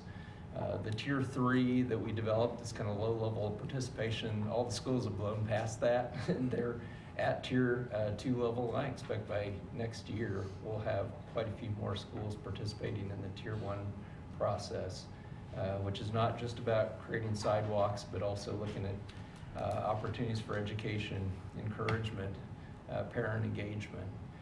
The school district has put in place this year, for the first time, curriculum for 2nd graders around pedestrian safety, for 5th grade, bicycling safety. Lawrence Unchained has been working with the Housing Authority and others on bike education in the community. So it really has been a community effort, and just I've really enjoyed and being part of it. It's just been a fabulous process. So I want to speak to Safe Routes, the Loop project also. We've obviously been engaged in and feel like it's a great opportunity to enhance modal transportation in the city. So thank you for your consideration of both these applications. Thanks, Chris, I got a question for you. If you look in the staff memo with these rectangular rapid flashing beacons, what they do is they increase the yield rates of vehicles or crosswalks from around 20% to around 80%, which I think is good. But I'm real interested in how that'll be communicated to the children who are using them. Yeah, because certainly. you still got 20% that aren't yielding. So, they can talk to the engineers about that. But I'm real interested in how this is rolled out if we get the grant. And these things come in, we need to be talking to the kids and their parents about what this will do. Certainly. And I'd that's like why for the it's- health department to be included in Yeah, that. no, and that's why it's been invaluable for this to be a true partnership. As Nick indicated, since January, we have had every other week meetings of health department staff, public works, transportation planners, the school district, both Denise Johnson and Ron May, so both folks from the district on the education side as well as the transportation side, public safety, because we recognize that this is a public safety concern. Our number one concern is how do we create greater safety to alleviate those concerns of parents who may be concerned about letting their kids walk to school. You know, we still have less than 1 in 5 of our school children walking to school, and we really think we ought to be able to, with the neighborhood school system we have, we really think we ought to be able to improve those numbers over time. So, yeah, we'll certainly, you know, part of this is education and enforcement and encouragement. And so we as a team certainly will be looking at not simply putting these in place, but talking with parents, talking with school children, you know, talking with the community about I what hope it we're means to have successful these and we can new- have those conversations. Yeah, absolutely. Thanks, Chris. Thanks for the question. Okay, thanks, Chris. Okay, was there any other comment? Okay, so David, got a question. In the recommendation, and going back again, do you want us to do the ranking, or have we already settled all of that by just the application? We haven't settled it through the application. I mean, I think it might be appropriate for either you direct us to rank them or you rank them. I mean, I think that given that you know, if you're trying to make a decision, given the Lawrence Loop has a greater funding potential as far as dollar amount, that may be the priority. I think that would be what, you know, what I would rank them if I was ranking them, and that it's in a stronger category as far as the bicycle pedestrian. They'll get a lot more of those applications. So that's what I would, you know, recommend ranking them. But you know, I think that was part of what we were, I guess, asking tonight, is to get that feedback as well, as if we should. That would be the feedback from the commission, to rank them that way. That's what we could do. They're both #1 projects in my mind. And you know, I also should mention, with, you know, the ongoing bicycle pedestrian task force, they've been looking at priorities of things, and they've kind of split priorities into the bicycle type projects and the pedestrian projects. And the bicycle project, the draft of their #1 priority is the Lawrence Loop, and on the pedestrian side, it's the safe routes to school. So it's, you know, those are both the highest priorities. So it's, yeah, not to make things, you know, tougher, but that's, you know, so, and like I said, they're both, you know, they'll both be ranked independently. So putting a number next to them, in my mind, doesn't negate one or the other. Mike, that got to the root of my original question when I was asking about it. Is it a smart thing for us to be competing against ourselves? I'm afraid, you know, the minute we rank them, we send the message that one is not a priority to our city in comparison to the other. And so, you know, I want us to get them both funded, but Don't worry. I just let him do it. Yeah. Negotiate the deal. And I think sometimes with these things, it's a matter of how many applications happen to be submitted in one of the categories. And we never know that. It's a little bit of a shot in the dark, too. Okay. You guys have done a good job. Just keep going. Yeah. We put all the faith in you and Nick. How's that? Yeah. Don't let us down. We'd like to wheel and deal with KDOT. Pick right, pick right, okay? Okay, any other questions or comments on this item? Okay. So, the item before us says to authorize staff to submit the transportation alternatives application for the Lawrence Loop, the shared use path connector project, and adopt resolution number 7144 supporting the project, and the Safe Routes to School Phase 1 project, and adopt resolution number 7145 supporting the project, and directing David and staff to rank the projects. Okay. Entertain a motion to adopt both of those resolutions. So moved. Second. Motion made and second to adopt the resolutions, made by Vice Mayor Soden, seconded by Commissioner Herbert. Any other questions or comments?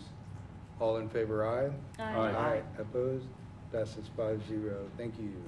Next item is consider submitting a letter of support to the University of Kansas for its transportation alternative grant application for the Jayhawk Boulevard streetscaping project, and consider authorizing a match of $50,000 in City of Lawrence KU Kansas Department of Transportation funds for the project.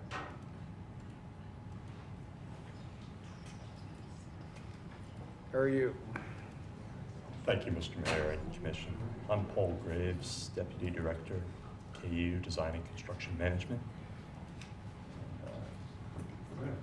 Bob Vigit, Transit Administrator. Danny Kaiser, KU Transit Administrator. So the nature of our proposed project is a unique landmark bus shelter and associated items near the center of Jayhawk Boulevard. It's between Strong Hall and Bailey Hall. When that portion of the road was reconstructed last year, they found portions of the old trolley track that was under the road, and we plan to incorporate that into the shelter and to put in some other historical information, some artwork, some nice areas for students to sit, take shelter, and it's in the center of KU's historical district, and it certainly reflects the history of the trolley stop that was there at the early part of the 1900s. And it's a shared city KU history. That Lawrence streetcar company served the city and KU. And certainly today, there's 11 jointly operated transit bus routes that go on that through Jayhawk Boulevard. And this shelter would serve patrons both for the university and the city. We'd also have some, besides the nod to the historical aspects of it, we put in some convenience items, most notably an arrival and departure electronic sign like you might see at an airport, so people can see in real time how close their bus is when it's expected to arrive. The buses are GPS enabled, so that information is ready to be displayed. I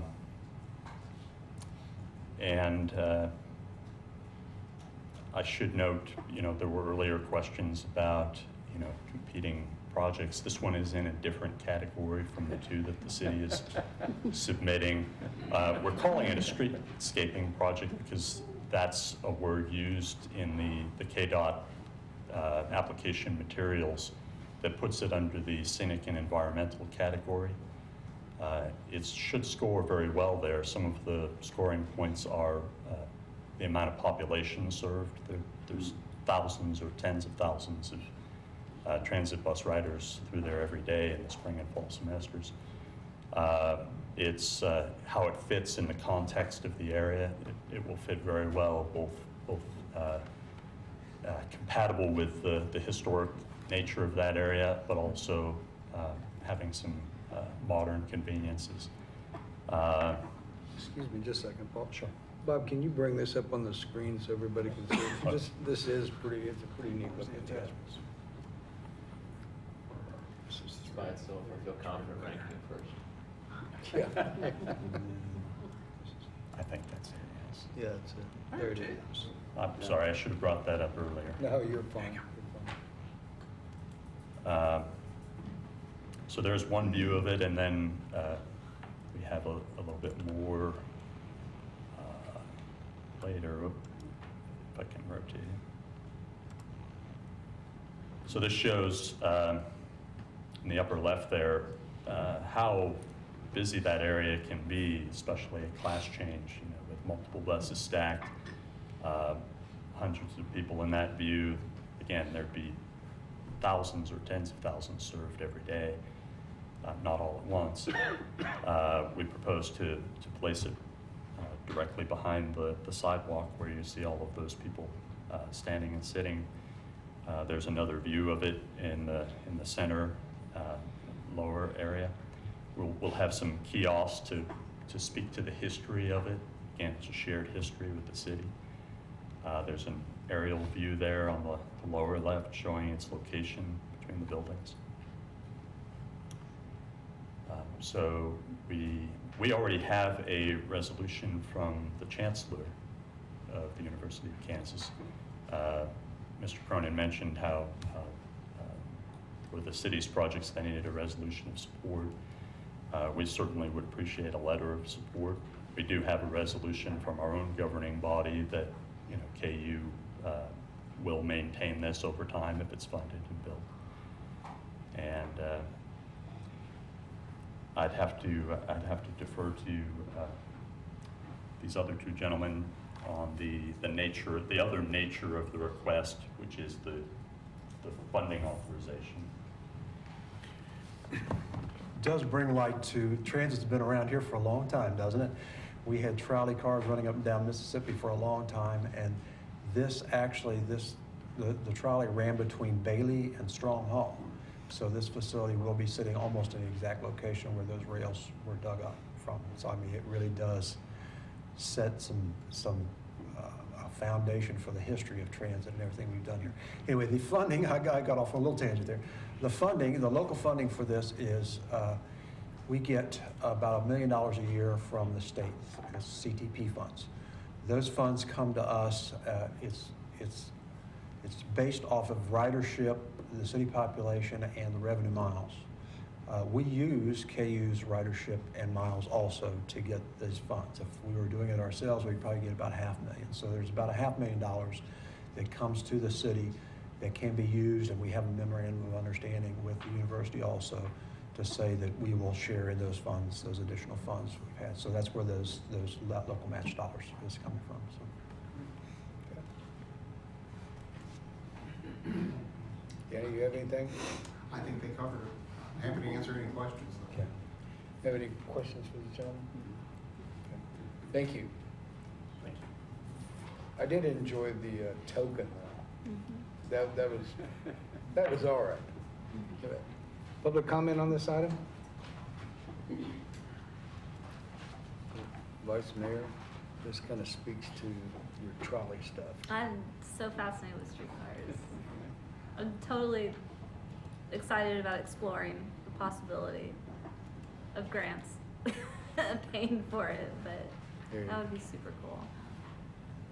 What was the question you asked earlier? If we had, you know, the Horizon 2020 committee had $3 million?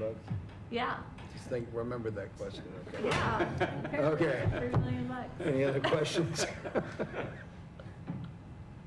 Trolley in a nice Sorry. car, I just didn't want you to forget that. I will never forget that. Now. Okay, I got you. Where did that? Gotcha. Okay, if there's nothing else, I would entertain a motion. This looks like a great project, and, you know, proud to be partners with KU and making sure that this happens. Let's figure out a way to bring a straight bus downtown all the time. Anyway, entertain a motion to authorize staff to submit a letter of support to the University of Kansas for its transportation alternative grant application for Jayhawk Boulevard streetscaping project, and authorize a match of $50,000 in the City of Lawrence, Kansas Department of Transportation funds. Entertain that motion. So moved. Second. Motion made and second to authorize the staff, made by Commissioner Bowley, second by Vice Mayor Soden. All in favor, aye? Aye. Opposed? Passes 5-0. Thank you all. Thanks for coming this evening. Okay, we'll have this item done before we get back. Hey, Bill. Okay. Next item on the agenda is to consider setting a bid date of December 15th, 2015 for bid number B1554, project number UT1209. And this has to do with the Clinton Water Treatment Plant Phase 1 taste and odor improvements. Gentlemen. Mayor and Commissioners, Dave Wagner, Director of Utilities. Andy Enns, the project manager, is going to give you a more detailed briefing than I'm going to. I wanted to emphasize a couple of points about the project that I think are important. One is it's labeled taste and odor, but there's more to it than that. One is we're looking at optimizing our processes at the Clinton Water Plant, not only for taste and odor compounds, but for the potential of algal toxin that we may need to do some removal on. We don't see that now in the water, but that certainly is always a potential when you have a water body that's influenced by biology. I think the other thing is that we've crafted the design at this point in time at a point that we believe the bids will come in that are supported by the rates. We did have to reduce the scope of that a little bit, and we've not included the Clinton Water Plant in the project at this point in time. We want to make sure we can get, I'm sorry, not the Cobb plant, we want to make sure we can get the Clinton plant done within the confines of what we've committed to in rates for 2013 through 2017. I think the other thing to understand is that it's not a cure-all for taste and odor. It will help us do a much better job than we can currently do today using our processes that we have in order to manage taste and odor compounds. If we would have an event similar in scope or complexities that we had in 2012, it is very likely that we wouldn't be able to remove taste and odor compounds to a point that everybody wouldn't be able to still taste them.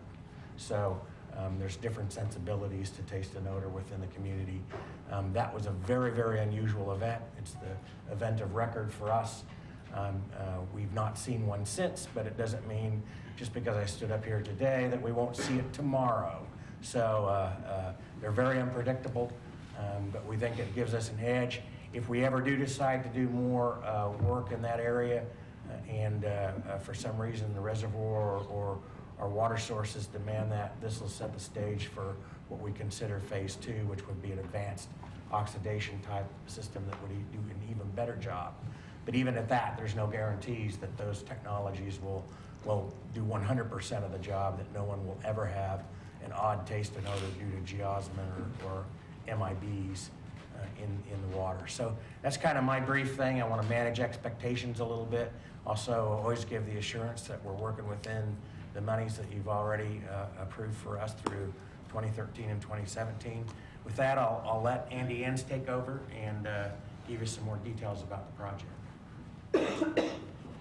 Good evening, Mayor and Commissioners. My name is Andy Enns, Project Engineer with the Utilities Department. I think Dave pretty much covered my whole presentation there, but I will go Does ahead that mean we and can go ask through it you here and- questions? Yeah, I'll skip to the last What would you slide. call this? No. So there are several causes of taste and odor problems in drinking water.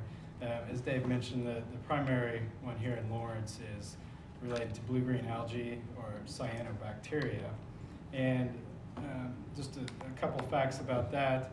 The blue-green algae, common taste and odor compounds from that are geosmin and MIB. Geosmin has a kind of an earthy taste and smell. MIB is more musty, and those are just byproducts from these blue-green algae.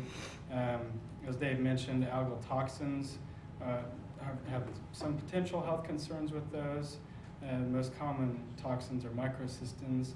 The EPA has sent out draft guidelines on that, and they haven't really gone anywhere from that, but that was in May of 2015. We've had several meetings about that, but it's definitely on our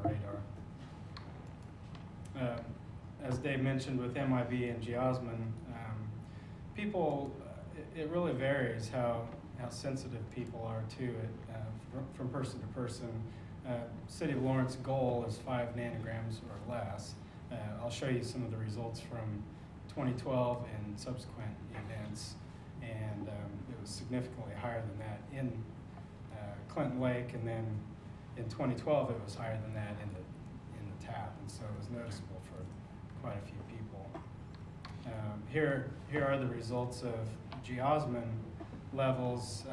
Clinton Lake in the raw water, and then in the tap is the green line there.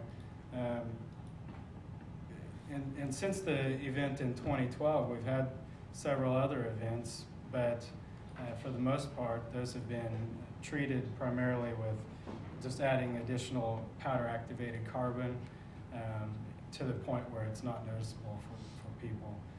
But that event in 2012 is summarized in more detail. Here we're getting, it was over 200 nanograms per liter in the lake. And then in the tap, it was, it was still probably 20 or so, which was significantly more than our 5 nanograms per liter, and so it was quite noticeable.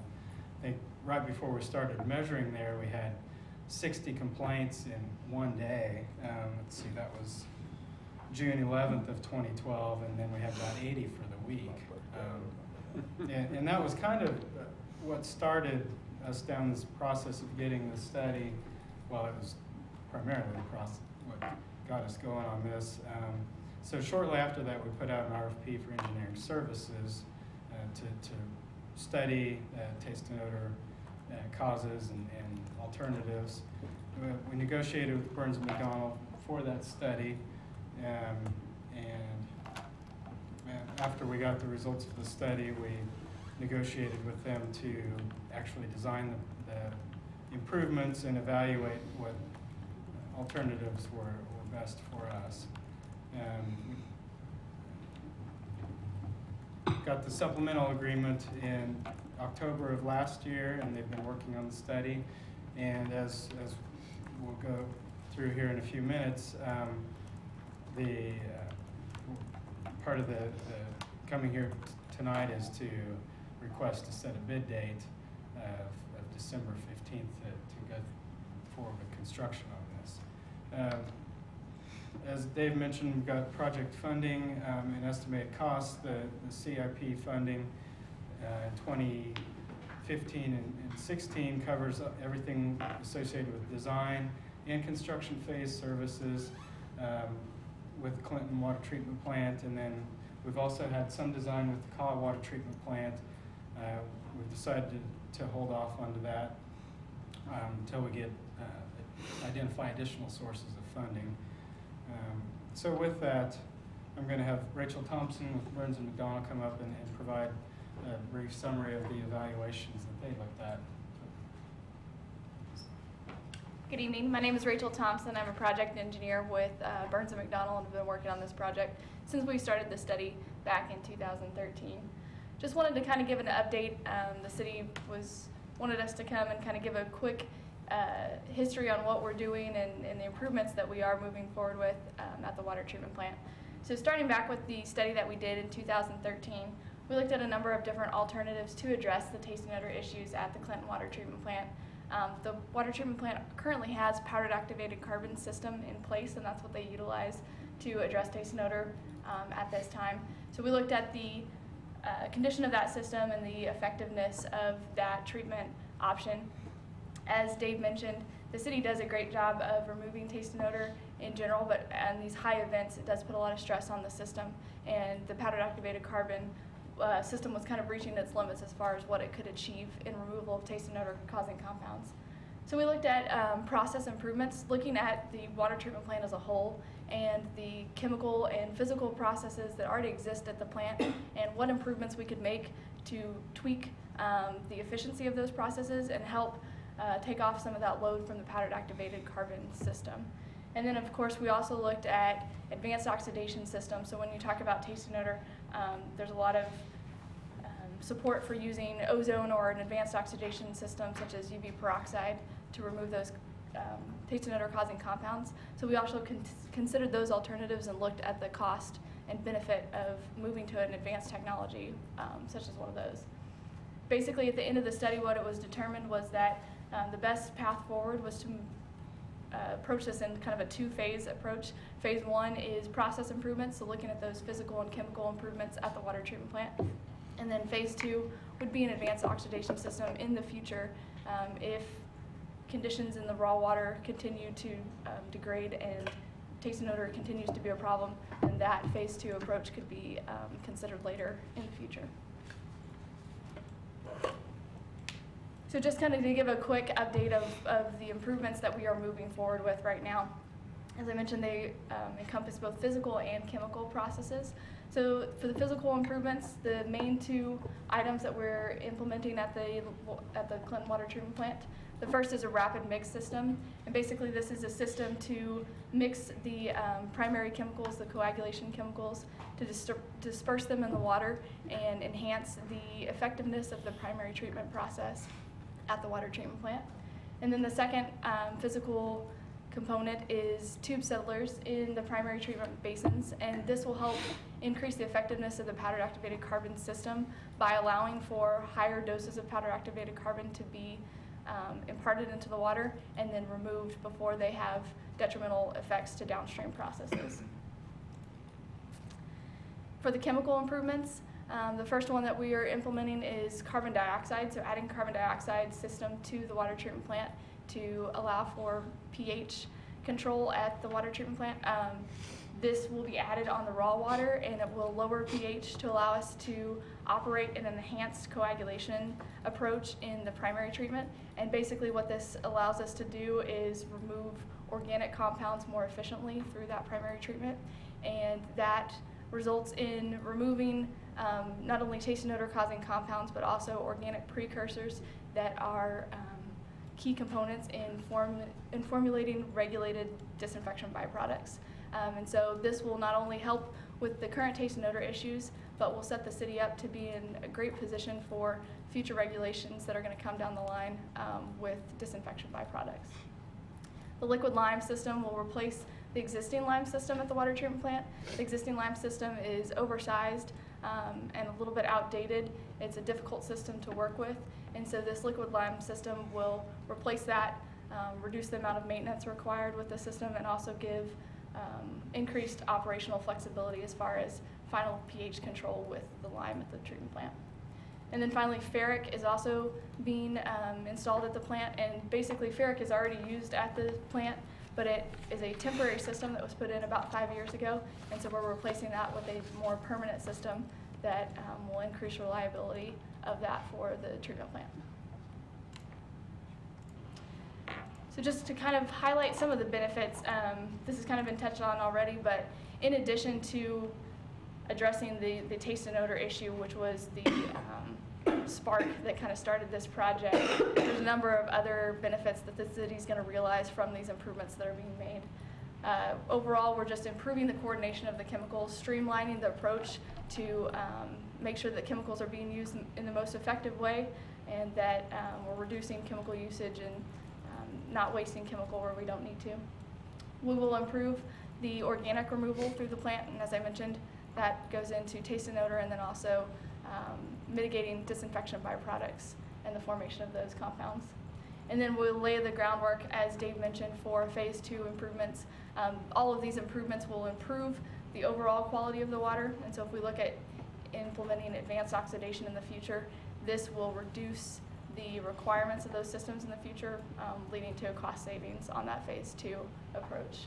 And then finally, the city has been very proactive in this approach and is taking some great measures to improve water quality and to enhance public safety. And so that's a great public relations aspect of the project. Hey, Rachel. Rachel, Yes. question. Yes, sir. Other cities, they get water, they treat water out of reservoirs, right? Mm-hmm. Correct. They experiencing the same thing in other reservoirs? Yes, it's a common problem. We've worked with Kansas City, Missouri on taste and odor issues at their facility. We're working with Harrisonville, Missouri, taste and odor issues at their plant as well.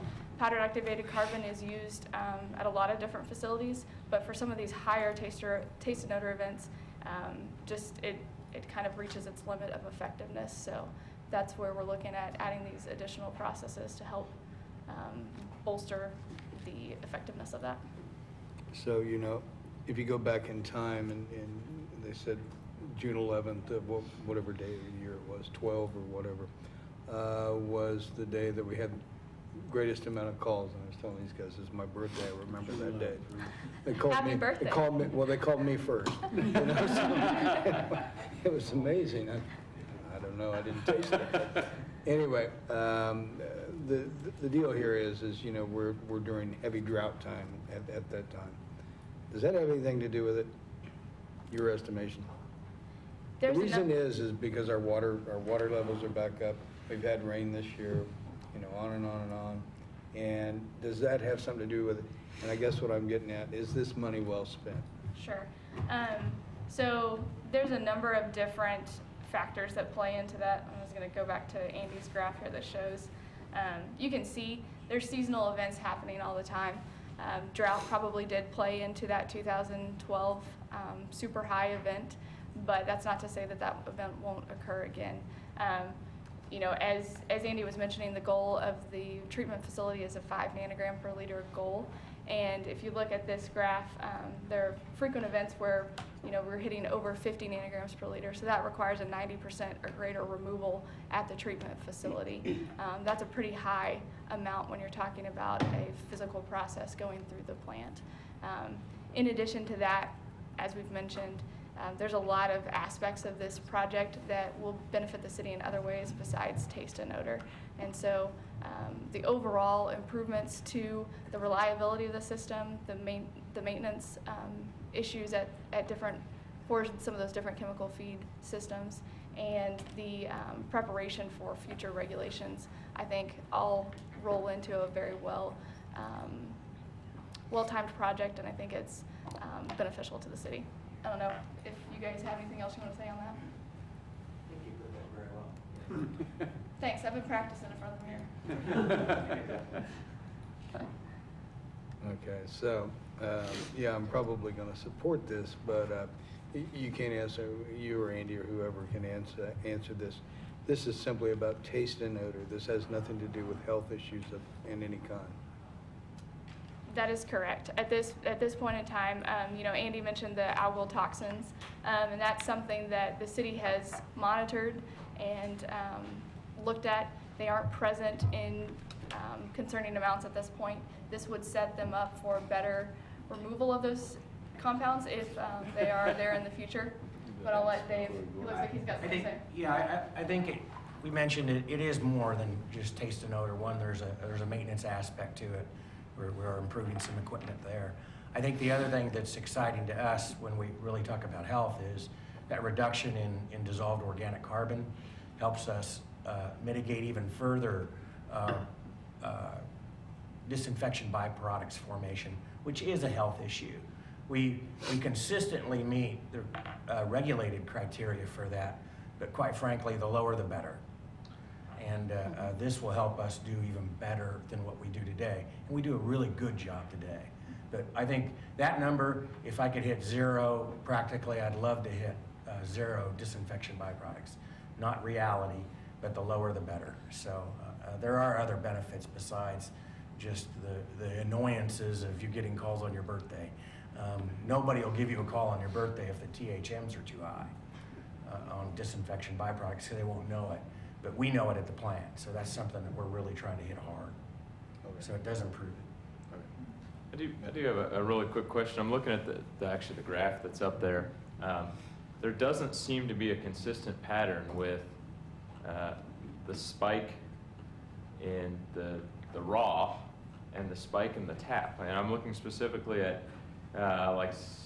in between September and December of 2013. The raw seems to have a pretty low rating, but we're seeing a really high rating in our tap. Whereas you look at June 2015 and there's a really big spike in raw and no spike at all in the tap. Are we having system breakdowns at that point? What's causing this inconsistency? Because I would assume the two numbers would essentially move together, and that doesn't seem to be the case at all. Some of that's variability. One of the things though that we did recognize in the study that we conducted in 2013 was at those higher, when those higher levels of taste and odor compounds are coming into the water treatment plant, the response is to increase the dose of powdered activated carbon.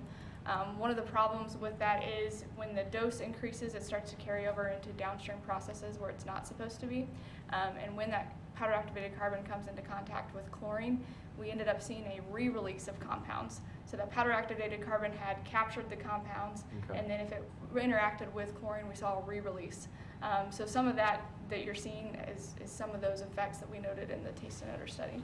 And then the other thing, to kind of get to Mike's question about whether or not this is an effective use of money, as I look at June 2015, that's been the most recent spike, if you will, that we've had. And there seems to be almost no impact whatsoever on the tap. And so I guess I would reiterate the mayor's question of, using obviously a very limited sample size, given our most recent spike at the raw level, there didn't seem to be an impact at the tap. So, what? We did have some complaints during that event, though. Okay. The green line is not very high relative to the blue. There were some complaints. Yeah, because your chart had indicated that for an untrained tester, so to speak, you could get to the level of 12 before there would be a noticed effect. Is that right? I think, depending on the person, yeah, it could be anywhere from 10 and above. And just with the scale there, that could be, 5 or 6. It's possible that, we did have some complaints related to that event, so. Yeah, I'm just trying to make sure that we haven't advanced our technology enough to, because if you look at the graph, with the exception of that 2012 incident, we seem to have it under control to an acceptable level, but. I would also add that that's one of the benefits of doing the dual phase approach. This phase 1 project really incorporates a lot of other aspects. When you look at the overall chemical interaction at the water treatment plant, we are doing a lot to streamline the process. And that's not only going to affect taste and odor and the other things that we've mentioned, but it's also going to affect finished water quality, which goes into the distribution system and affects the life of the distribution system. So there's far-reaching aspects to this project beyond taste and odor that the city's definitely going to see benefits from. Okay, thank you. And the other part of the deal is we sell very good treated water, and people, for what we pay, should not have to call and with taste and odor problem, right? I think that's the objective, Mayor, is obviously to at least manage that reasonably and responsibly. And that was my caveat when I walked up, was initially want to make sure you understand the expectation. If it happens like it did in 2012, we still may get some calls. So we'll try to avoid the birthday again, but the reality is, there's no guarantee that we won't get taste and odor calls. But I think we're really trying to point out, there are a lot of other benefits to this project. It's probably mislabeled taste and odor. There's a lot of optimization. There's a lot of improvements and efficiencies that we're going to get out of this as well. So, and one of those side benefits is we should do a better job of managing taste and odor as well. I think that's built into it. That's why we embarked on it. But we saw a lot of other opportunities as well with the project. So dredging's still next. No, we're not going to talk. I still think that that's a problem, but anyway. Questions? I don't have any questions. I like the idea of the fact that we're going to taste and odor, but it's also addressing our health issues with the THMs and trihalomethanes and that aspect of it. I think that's a good way to spend the money. Make sure we don't get those out into the distribution system. Good. Leslie, you have anything? Mm-mm. Stuart, I'm good. Okay. Thanks, guys. Public comment? Public comment? Andy, thank you. Okay. Yeah, the water's good, right? That's a little bit ago. Okay, the item before us is to set a bid date of December 15th of 2015 for the bids for this project. And it's for the Clinton Water Treatment Plant Phase 1 Taste and Odor Improvements. So I would entertain a motion to set that bid date. So moved. Second. Motion made and second to set the bid date, December 15th, 2015. Commissioner Herbert and Commissioner Larson second. All in favor, aye? Aye. Aye. Opposed? Passes 5-0. Thank you all very much. Next item is to review the existing 2015 legislative priority statement, direct staff concerning issues for inclusion in 2016 policy statement. Diane? This item is really just getting your feedback on any items that you may want to include in the 2016 statement. And typically we have brought this before the commission in December ahead of the legislative season getting started in January. And so we thought it would be a good idea to bring this to you a little bit earlier and just get your general thoughts. Then that way we could bring a priority statement for your consideration in December, and that would incorporate any feedback that you had for us. So what we included is the 2015 legislative priority statement that the commission approved in December of last year for you to look at. And then we also included a link there to the League of Kansas Municipalities. They always work on a legislative statement and their policy committees that put together the document that you have there from the league.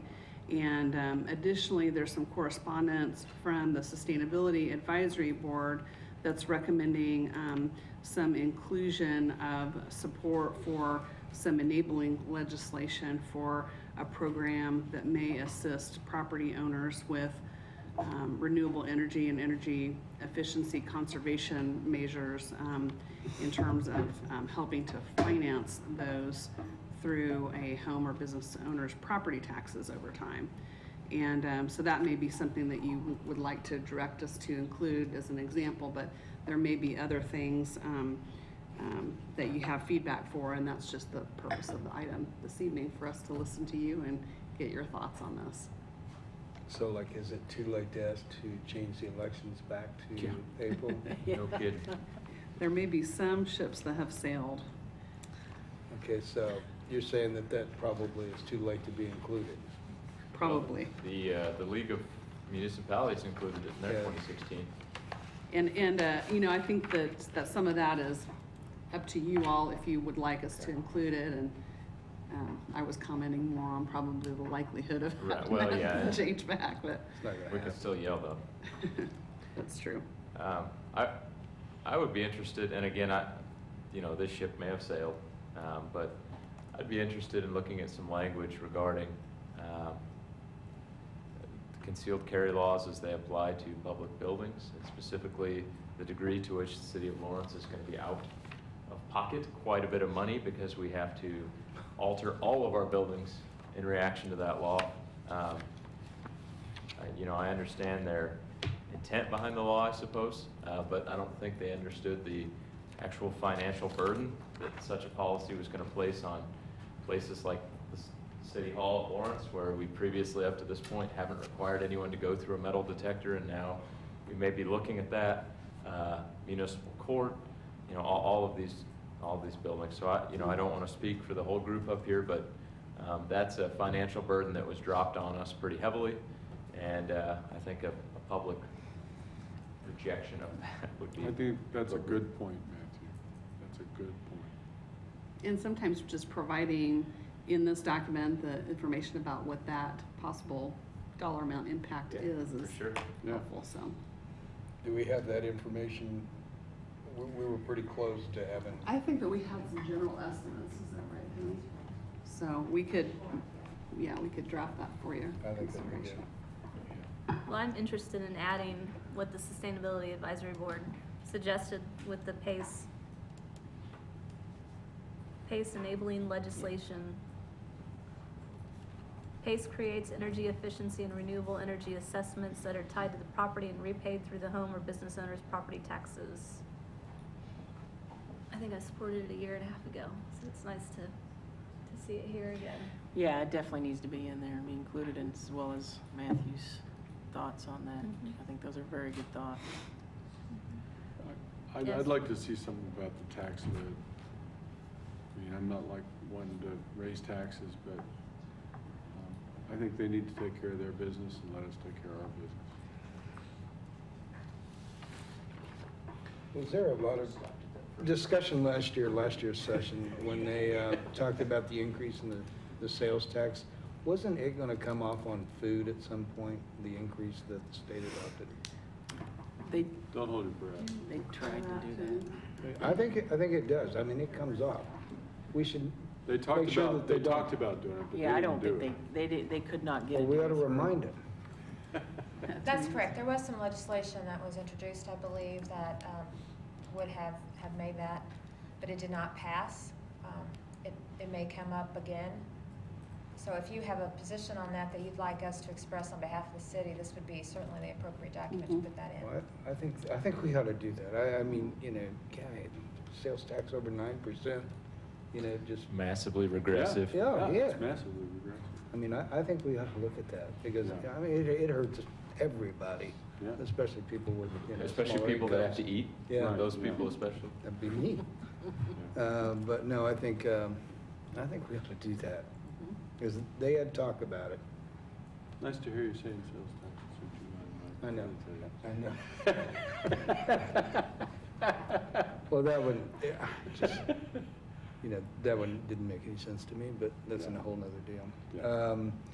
Tony, was there any legal matters that needed to be added into this? Have staff had the opportunity for input on these, or Brian, financial stuff that we really need to be looking at?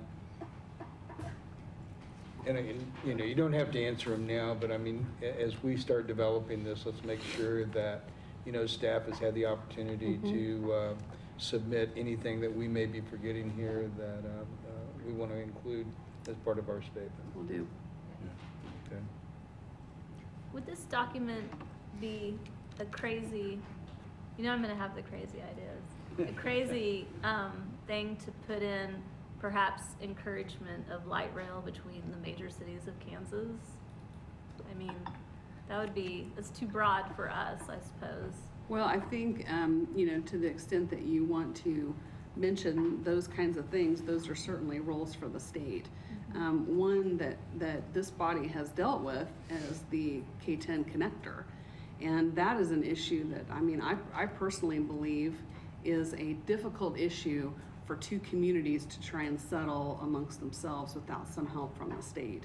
And that may be, it's kind of generally about transportation matters amongst communities, but we could maybe even point to that. I know Johnson County has expressed some interest in us trying to reapproach the state on that subject. I think that's a good idea, because we had the request come through our budget, and we weren't able to hit what Johnson County had asked us to do, so I think it's definitely appropriate to include that. And Tony brought up a good point. The same complex issues relate to mental health issues and our ability to be able to solve those as a standalone community versus a larger picture. So that may be something with your priority in that area that you want to mention as well. Yeah.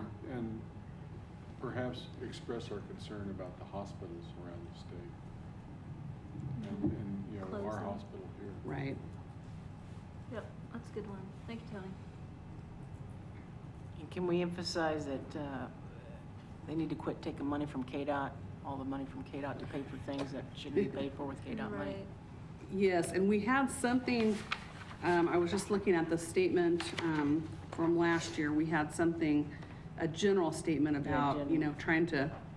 Fully funded, you see that in there, but. Uphold your responsibilities. Yeah. We could just, mention the just Children's basic stuff Initiative or Fund something. too, actually. Yeah.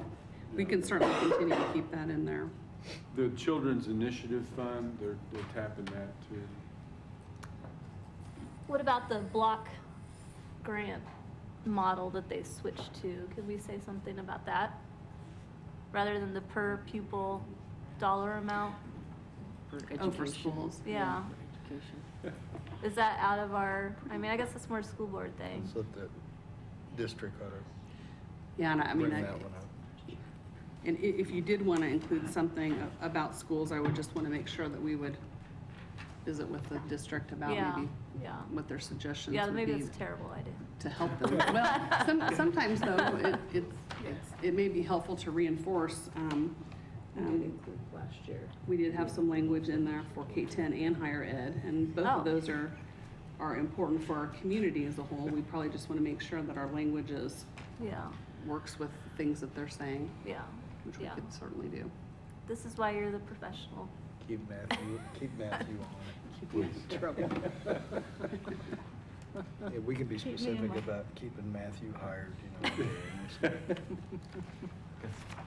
It might take more than a legislative statement sometimes. Okay. Okay, well, needless to say, there's a number of things that can be added to this. I would suggest that, as I suggested a minute ago, that Diane, you work with your staff and see if there's other things from staff that we're missing. Commissioners, if you have any other things that you would like to have included in this, send them to Diane so that we can get it. Diane, you put it all together and then we'll start, making it so that it makes some sense. We'll do. We'll plan on bringing that back to you then in December. Yeah, I do want to keep the renewable energy, the last paragraph, but I don't know if they changed that or not. Public comment.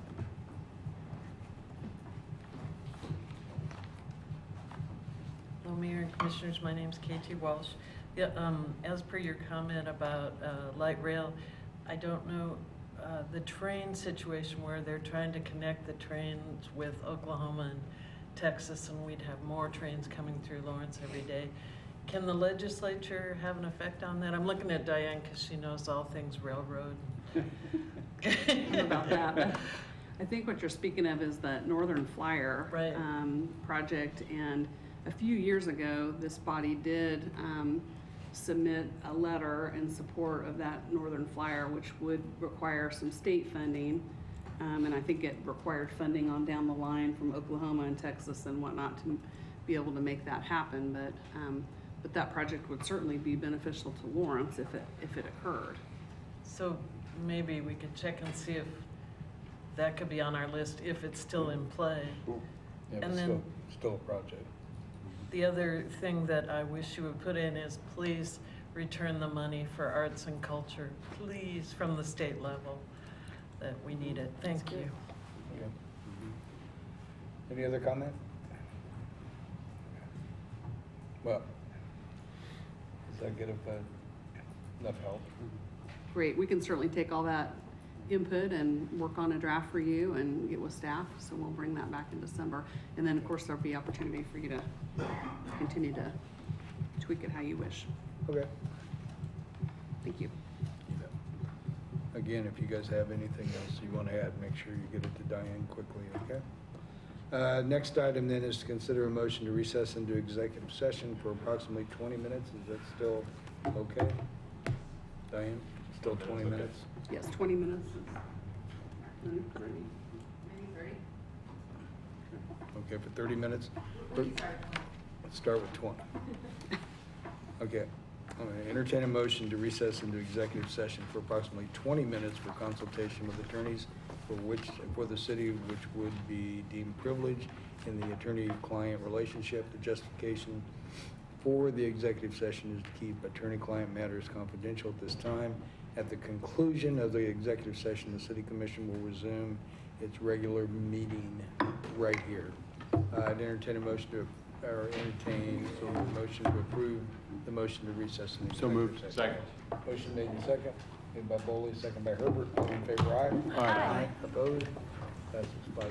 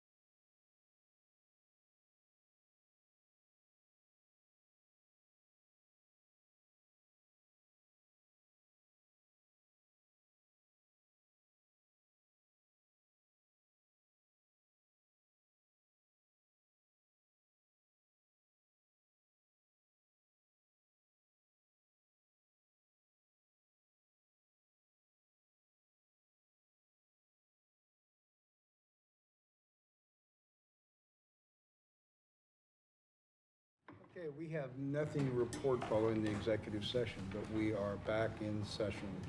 Next item on the agenda is future agenda items. There is a memo there for you, and we recently updated it related to your items that we have planned for next week. So you have the Bob Billings item, the Black Hills Energy franchise item. We've got a public hearing on some sidewalk dining renewals and the retail market report. And then, as you directed on Sunday, to include the city manager position discussion. And then, again, we have no meeting the following week, and we'll resume then in December. And you can see several items that we have added related to some of these meetings in December that are kind of, we're kind of slating. There's some of them that involve some travel from folks, so we're trying to kind of plan in advance there. So again, everything is, somewhat subject to change as well, but we're trying to give you a better idea of things that are going to be coming up. Be happy to answer any questions that you have. Okay, any questions, Diane, on future agendas? Okay. Commission items? I wanted to bring up the Indigenous Peoples Day that I guess we got an official request for. We did, Vice Mayor. For an annual event. Okay. What people thought about that. Is it something that, we need to put on the agenda? Is that what you're asking? Mm-hmm. Yeah. Okay. I think we should. Yeah, I'll work with Diane and we'll set a date, okay? Mm-hmm. Because we got a lot of vacation time in here coming quick, so. And we've already committed to a number of items, but we'll get it on there, okay? Mm-hmm. Okay. Any other commission items? Okay, calendar? Tomorrow, KU is hosting the. Yeah, just 4 o'clock, Big 12 room of the Union? Correct. Mhm. I assume there'll be 3 of us there. Yeah, we need to Yeah, put we'll be that, there. establish that on the calendar, because I Okay. know I'm planning on going and I'll some be there. others. I'll be there. What is that? It is the Campus Forum on Race. Oh, okay. Hosted by Bernadette Greenville, and, or moderated by her, I should say, hosted by the university. It's in the Big 12 room of the Union. Very good. We will probably put a special note out about that then. That we may have 3 or more commissioners there. We're not special guests or anything. We're just No, participants. We are observers. In fact, there was actually a little bit of, I imagine we'll be able to get in the door. This will be our chance to play that card, right? But as I read the article, it seemed like it was very specifically tailored to KU students, faculty, staff, of which I'm none of the above. But Right. like I said, I think we'll get in the door. Yeah, I would encourage all of us to go if you have that opportunity, and anybody from staff that wants to be there, I would encourage it also. Okay? And then tomorrow at 7:30 is the Mental Health Consortium, which is more of a kind of a meet and greet. And if you're interested in these 3 committees that we're hoping to break down into, then let us know. And of course, all 5 of us were invited in case all 5 of us were interested in any of those different committees. Of course, this doesn't mean that there would be more than 2 of us on one committee, but if you're interested in mental health and what we're looking at. Do you remember the 3? Do I need to repeat the 3? I'm trying to remember the 3. I have it in my email. I don't remember off the top There of my was head. but- early childhood Yeah. intervention, the Crisis Stabilization Center, and I am blanking on the 3rd one. But Well, I need to apologize because I will not be there in the morning, as I told you. For whatever happened, I guess I didn't get my invite. Sure. But Yeah, if anyway, you're interested in one of the committees, we'll have Right, more information right. once they're Okay. formed. So, but we will have possibility, we're gonna have 3 there? Yeah, I don't I know. will not be there. Okay. I'll be so there. I'll be You there. and Vice Mayor and Lisa will be there, okay? Be 2 of us. Okay. We'll let you know. That is AM, right? Mhm. Yeah. That is AM. I did not My. set that time. That's okay. And we were at Nashville, and there's already the dates out for the next one, which I'm very excited about. Where's it at? Well, I had an email that I sent over. So we might as well go ahead and put it up on the calendar. Where is it? Next one is in Washington DC, the one after that is Pittsburgh. Yeah, we have the one in the spring, which is the. That's in DC. Yeah, the League of Cities, or whatever they call it.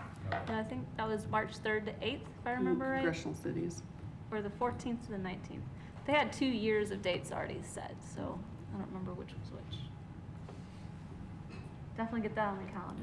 Had a good time, huh? I loved it. I learned so much. Okay. Any other calendar items?